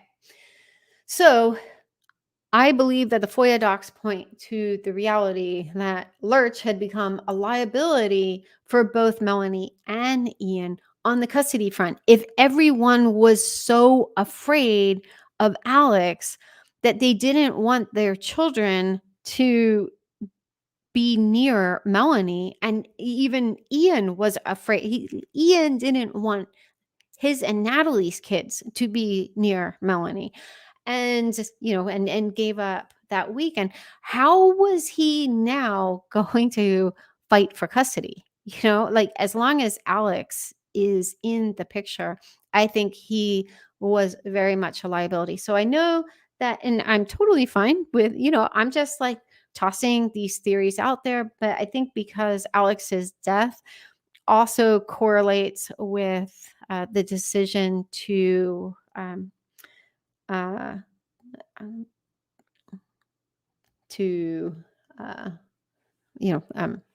oh gosh, I'm blanking on the word. I actually had 2 hours sleep last night, but to remove Tammy's body. I can't believe I'm blanking on the word, but anyway, moving on. That also happened the day before. But I suspect that this is actually the much more compelling correlation, because, again, if we go back to this date, and this is why I keep drilling down, I think that this text exchange between Ian and Natalie is very revealing. She didn't show up for family court on December 11th. Alex died, Alex died the next day. So again, this is just a correlation, but in my mind, this correlation has a higher chance of actually suggesting causation. As an analyst, just the fact that 2 things correlate doesn't mean that one caused the other. So you might have a dip in temperatures, and also a dip in the Dow index or something like that. They may correlate, but did the weather cause the stocks to plummet? No. So there's correlation, but there's not causation. In this case, we have 2 significant things that correlate. But another reason that I don't think that that the Tammy factor really was compelling is that I wish I would have thought to include this in the presentation. I will in the group if someone reminds me, or if someone else wants to throw it out there. Chad didn't believe that, Chad thought that that law enforcement was just threatening to unearth Tammy, and he didn't Yeah, and Ian was the one who made this point. Chad and Lori didn't seem to be aware that she had already, like they had already done that.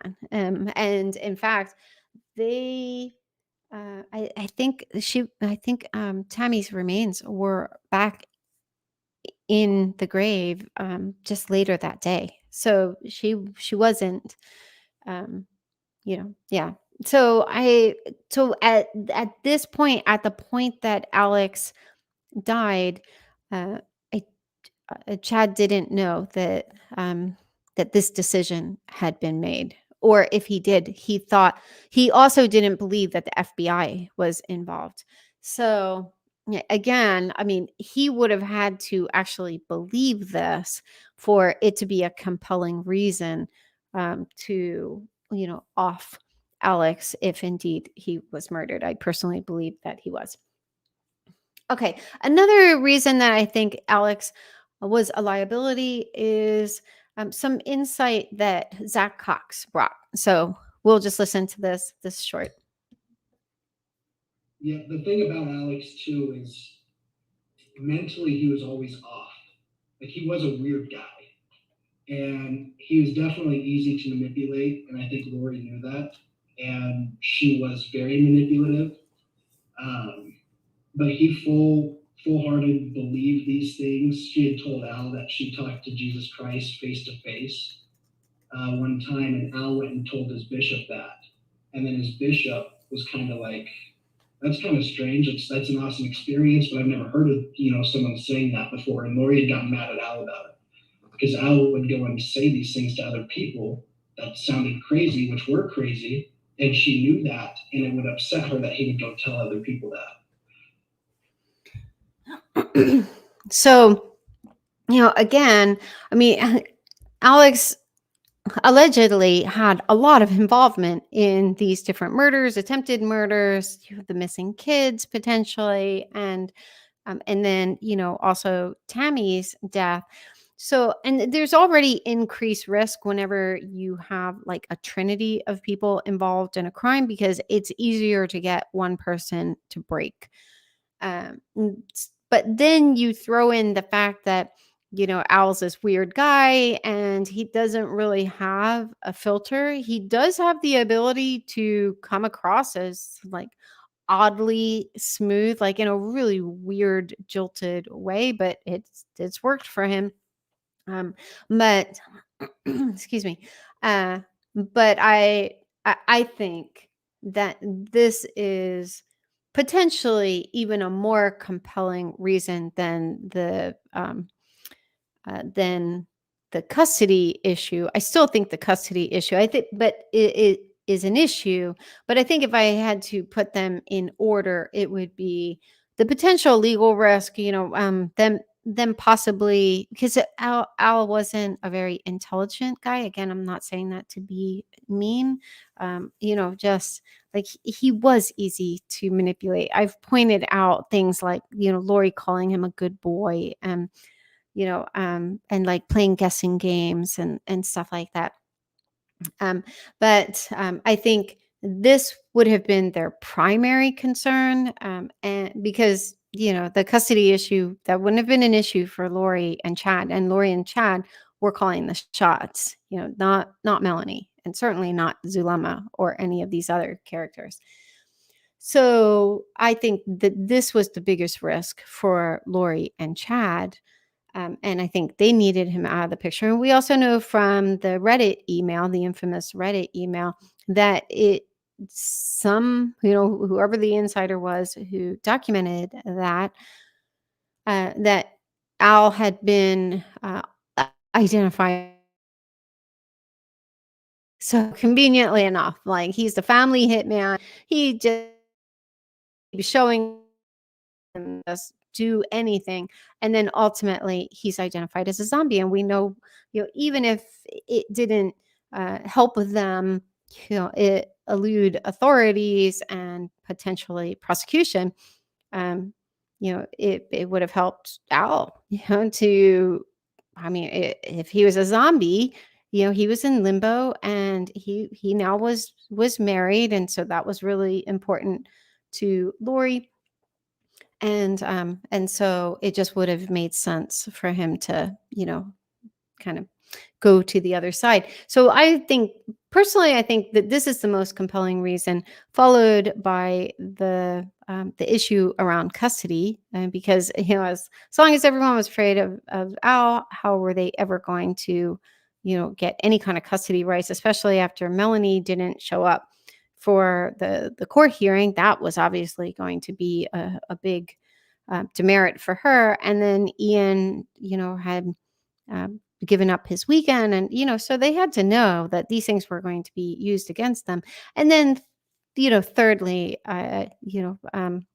if this was a factor at all, the decision to exhume, that's the word, exhume Tammy's body, may have been a factor, but personally I just don't think that that was a compelling factor.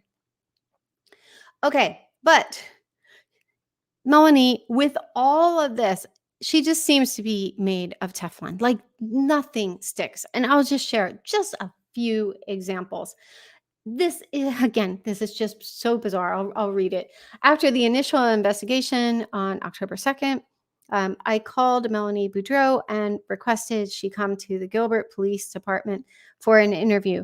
Melanie did not inquire about the specifics of the interview. Okay, let's just stop right there. So she's asked to come to the police department. At this point, she hadn't responded to any of Brandon's texts.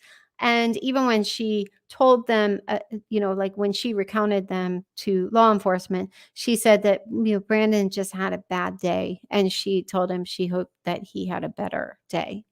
So she's just like, supposedly has no idea why she, like she doesn't know that Brandon was shot at. But then she comes and she doesn't ask any questions again. She is not sophisticated by any measure. But okay, Melanie did not inquire about the specifics of the interview, but agreed to meet me on October 3rd at 10:30. Melanie brought her youngest child with her to the interview. This child was 2. We already know that this child was 2 from the previous reference in March. It was this child's second birthday. So she brings a 2-year-old to her interview to be asked about the attempted murder of her estranged husband. They weren't even, divorced at that point. The interview was video and audio recorded and and impounded as evidence. This just strikes me as so strange, and I think this is absolutely. I shouldn't say absolutely. I personally believe this was by design. It's like, yeah, I would love to talk more about that, but please be careful what you say, because she has a 2-year-old with her, and I doubt the police station offers childcare. That worked. There's no.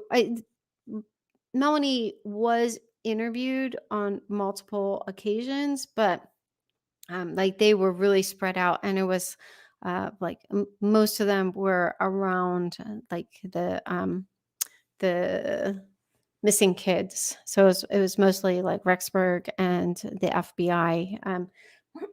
So I'm not aware of her being, aside from her like trying to tell on Brandon, I'm not aware of her being interviewed again by Gilbert police. That doesn't mean that she wasn't. It just doesn't stand out to me. Okay, so this is 2 days before Christmas, and it says here, Melanie was interviewed again by the FBI in Idaho. Natalie had made a reference to, I think it was when she was having the back and I think it was when she sent the email to Brandon Boudreaux. She mentioned that Melanie had been interrogated for 5 hours. So I think that was her first time being interviewed. And then on the 23rd, she's interviewed by the FBI. And it says here, Melanie was dishonest about facts, and as redacted, Melanie did not provide any additional leads or investigative information, so clearly she's not being helpful. Melanie was not challenged on her lies because Ian was present and still cooperating with law enforcement. And I flagged this before, I think in the live that I did about the biggest surprises, but I've kind of, even in pulling together this presentation, I am not that it really matters what I, believe, but I am leaning toward just not believing that. I'm not saying like they purposely, like misrepresented the truth in that, because they're writing up summaries of all of these different like investigative efforts and interviews and stuff, but and you can read through this. This is all in Ian's account in his notes, but he says clearly on December 19th, Detective Hermosillo contacted him, and basically they were reaching out to him for help to get into Alex's apartment, that they had a warrant to go back and do forensic testing. And Ian says that he went back in, looked at the warrant, and was like, you know what? I don't, like, I think they're just kind of fishing at this point. And he says that he came clean to Melanie. Now, obviously, Melanie would be able to verify this. So I guess there's the possibility that he could have been playing the role of a double agent, but I just don't think that really sounds feasible. I think, I mean, I hesitate because, I'm not trying to make the case that the FBI is also trying to protect anyone. I just don't see anything in what has been released up to this point. Now, obviously, this is still a fraction of everything that they have, but I just don't see a case for Ian still like playing this role of double agent. Like he comes clean to Melanie, but then is still like secretly working with them, because he also talks about having this heated exchange, and it happened on a Friday with one of the FBI agents, and that was the point of no return for him, where because he was threatening potential prosecution because Melanie just wasn't sure of all the facts and all this stuff. And so yeah, I don't know. That's just my opinion. But another point was she was, again, the only thing that's redacted is her last name, and it fits perfectly. But she was never even interviewed for Alex's death. It says here, and the other person whose name fit in here was Kara. I redacted part of her last name because she's innocent. As far as we know, she's an innocent bystander in all of this. And but if my redaction is correct, and we do know that they talked briefly with Kara, but in fact, Kara mentioned that she had moved out when Alex had moved in, because she was just like, my mom, she basically said, my mom has brought so many men into the home and I just didn't want to go through it again. Like that was what she told police. So, she was interviewed in a cursory kind of way, but at some point, Zulema got a call from someone, and then she said, you can talk to my lawyer. And I think that was kind of the cutoff point where, everyone just said, we're not answering any more questions, which is their legal right. But the thing that's weird, and again, I have no training in law enforcement, but, if my redactions are correct, Kara and Melanie have not been interviewed about Cox's death, as they each have retained legal counsel. And it kind of, no, there's a redaction after that, but you know, it just seems to be like this foregone conclusion. Like, I guess we would have really liked to talk to them, but they got lawyers. I mean, you can still interview someone with their lawyer present. So I don't know, but But according to, if this was updated and nothing has changed since that time, she was never even interviewed about Alex's death. Okay, so how does she do this how does she pull this off against, multiple agencies with, like different scopes of authority and with so little criminal sophistication? I believe that this tongue-in-cheek video that my good friend Janice made, I think that this explains how. Meanwhile, we have all these false accusations and questions about this supposed shooting that Brandon Boudreaux is claiming that happened.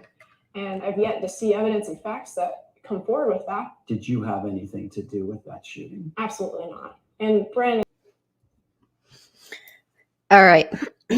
I mean, I think that's what all of this comes down to. She has charm, and I think there were bigger fish to fry, and who knows what. But I think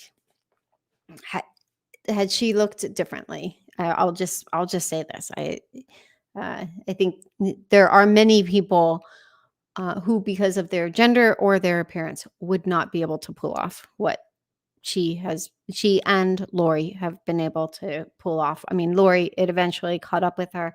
Melanie is a big question mark if this is ever going to catch up with her. Okay. Meanwhile. So if you would like to access the presentation, you can go to bit.ly/Melanie live. And remember, no E.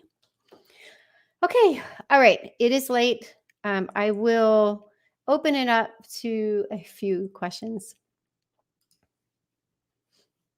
I keep telling myself I'm not going to do this again. I'm not going to do these like super deep dives. And eventually I will eventually I will transition to more topical lives, and those just won't be as long because we'll be really zeroing in on very specific issues. Like we'll look at things like the Venmo transactions, again, not to pick on anyone or make someone's life more difficult, but some of these things that do have strong correlations with key events. There are lots of details that we will go through, but they're going to be much more topical. In the beginning, I just kind of want to, especially since the cadence is every other week, I just want to, do some of this, like establishing some of the base facts, especially for people who are newer to the case. And there hasn't been that much coverage, like really kind of, I don't say this in a self-congratulatory way, but like kind of deep dives into, excuse me, into the FOIA docs. But so there's a lot of information that is just not out there publicly that I can just, say, point to, hey, check this out. So, and that's also part of the reason I'm going to the effort of, like numbering the sections and then including links to each of those sections in the descriptions, so that I can even like link to specific points in, some of these interminable lives. Okay. So having said all that, I'll open it up to Q&A again. I also pinned this to the live early on. The best way to get your question answered is to put the word question in all caps. Please do not put your comments in all caps. I don't mind if it's a question, but like don't ride the caps lock button if you're, just participating in the live. Also, it really helps if you keep your question shorter. Earlier on, I was a a little less discriminating and would read the questions out loud, but then we were getting really off topic. And so I actually review the questions now before I answer them. So those are the things that will help you get your questions answered. So I'm just going to scan for a little bit. Oh gosh, it's so late.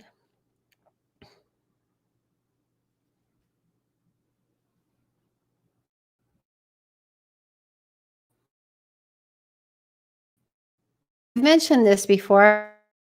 I do go back over the lives and look at the transcript.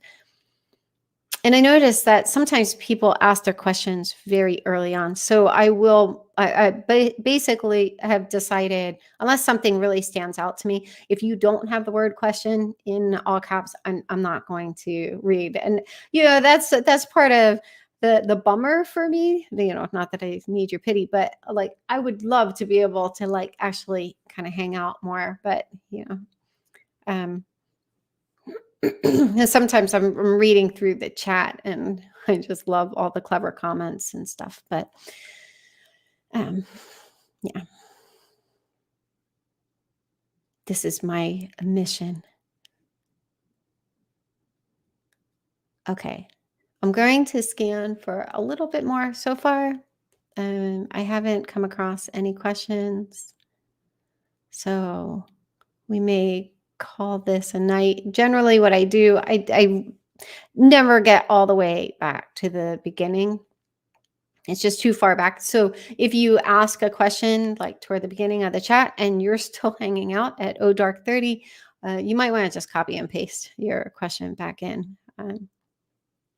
It's just not workable. So I haven't found any yet. So typically what I'll do is I'll just scan again back to the end to see if anyone has asked any questions, and then we'll call it a night. Thank you, LaDonna, and you are welcome.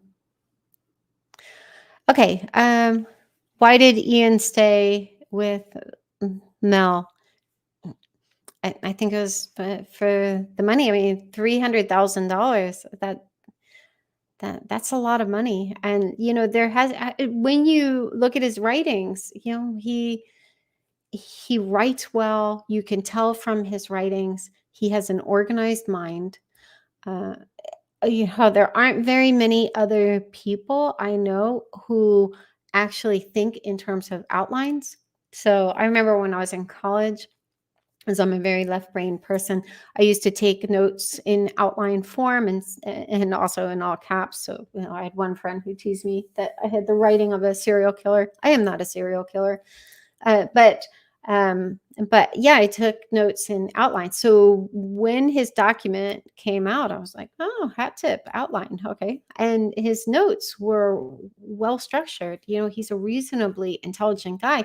So in my mind, and that makes it less feasible that he would just be duped by this woman he supposedly only knew for 2 weeks. So they, something is amiss there, like, putting aside potential mental health issues, I don't see evidence. Not that I have any qualifications to analyze someone's, mental health, but I just don't see anything that would explain why he would just be like, "Sure, let's get married after 2 weeks." It's like, "Oh, there are missing kids. Okay. Oh, like I found out this woman's husband was also killed by this guy who I'm also afraid. Okay. Oh, I'm so scared. I'm giving up custody of my, children for this weekend, not overall custody." He also said, and if you go back over the presentation, you'll see it if you like read the screenshots, that like Chad was that niche,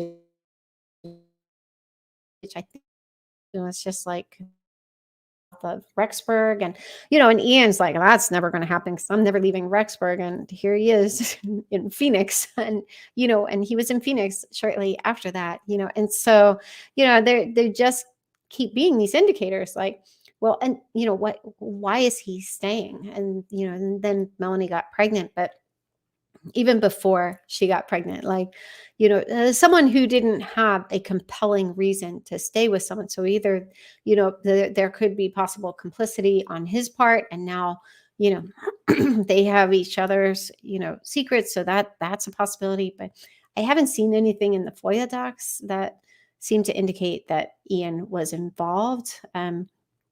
In like the kids' murders or, anything like that. Doesn't mean it happens, but, we're running out of feasible explanations for why Ian would have stayed. And, when I started chasing down the financial aspect, I was like, okay, I think that's the most feasible, but, okay. You actually think that Ian and Melanie, you think that Ian and Melanie actually met online or other connections? Gosh, I don't know why my phone. I have no idea. I have no idea if, I mean, it would seem like this guy would have had to be copacetic with this group, even his explanation for like, I was looking to become more spiritual. So it's almost like he's like Joe Sixpack, who's like looking to be more spiritual, but, all of this. And, he's just like his explanations, you can tell he's trying so hard, to like distance himself without distancing himself so much that now you're questioning, okay, so why are you still with her? And why are you justifying her behavior and things like that? So I have no idea how they met. But, what's the custody situation now for Melanie and Ian? I don't have visibility into that. I think just given the fact that, they're, last I heard, they're still in Phoenix. So that would make it very difficult for Ian to like have the kids every other weekend or something like that. But I don't know.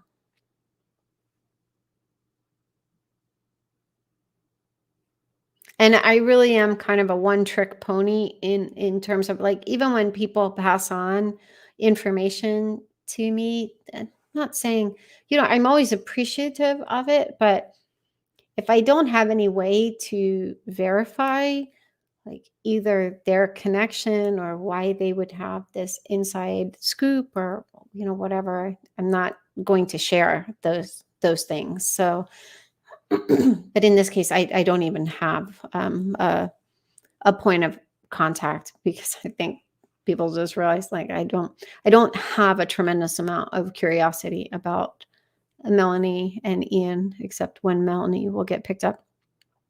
And personally, I don't think. I mean, like I would love to be pleasantly surprised by some of these, alleged or not even alleged, these people I believe are co-conspirators.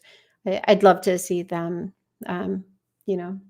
brought to justice, at least tried, something, charges, something, but I just don't see an appetite for it. Why did Ian stay with Melanie? Money. Because even with her being pregnant, I just don't, and I'm not trying to, completely denigrate Ian. I just, he just doesn't strike me as, even, with some of the allegations against him, and he faced possible prosecution for something, relating, domestically. So I just don't see like, like really like principled guy who's like, no, I got my wife pregnant, and so now I need to stay with her. So I don't know.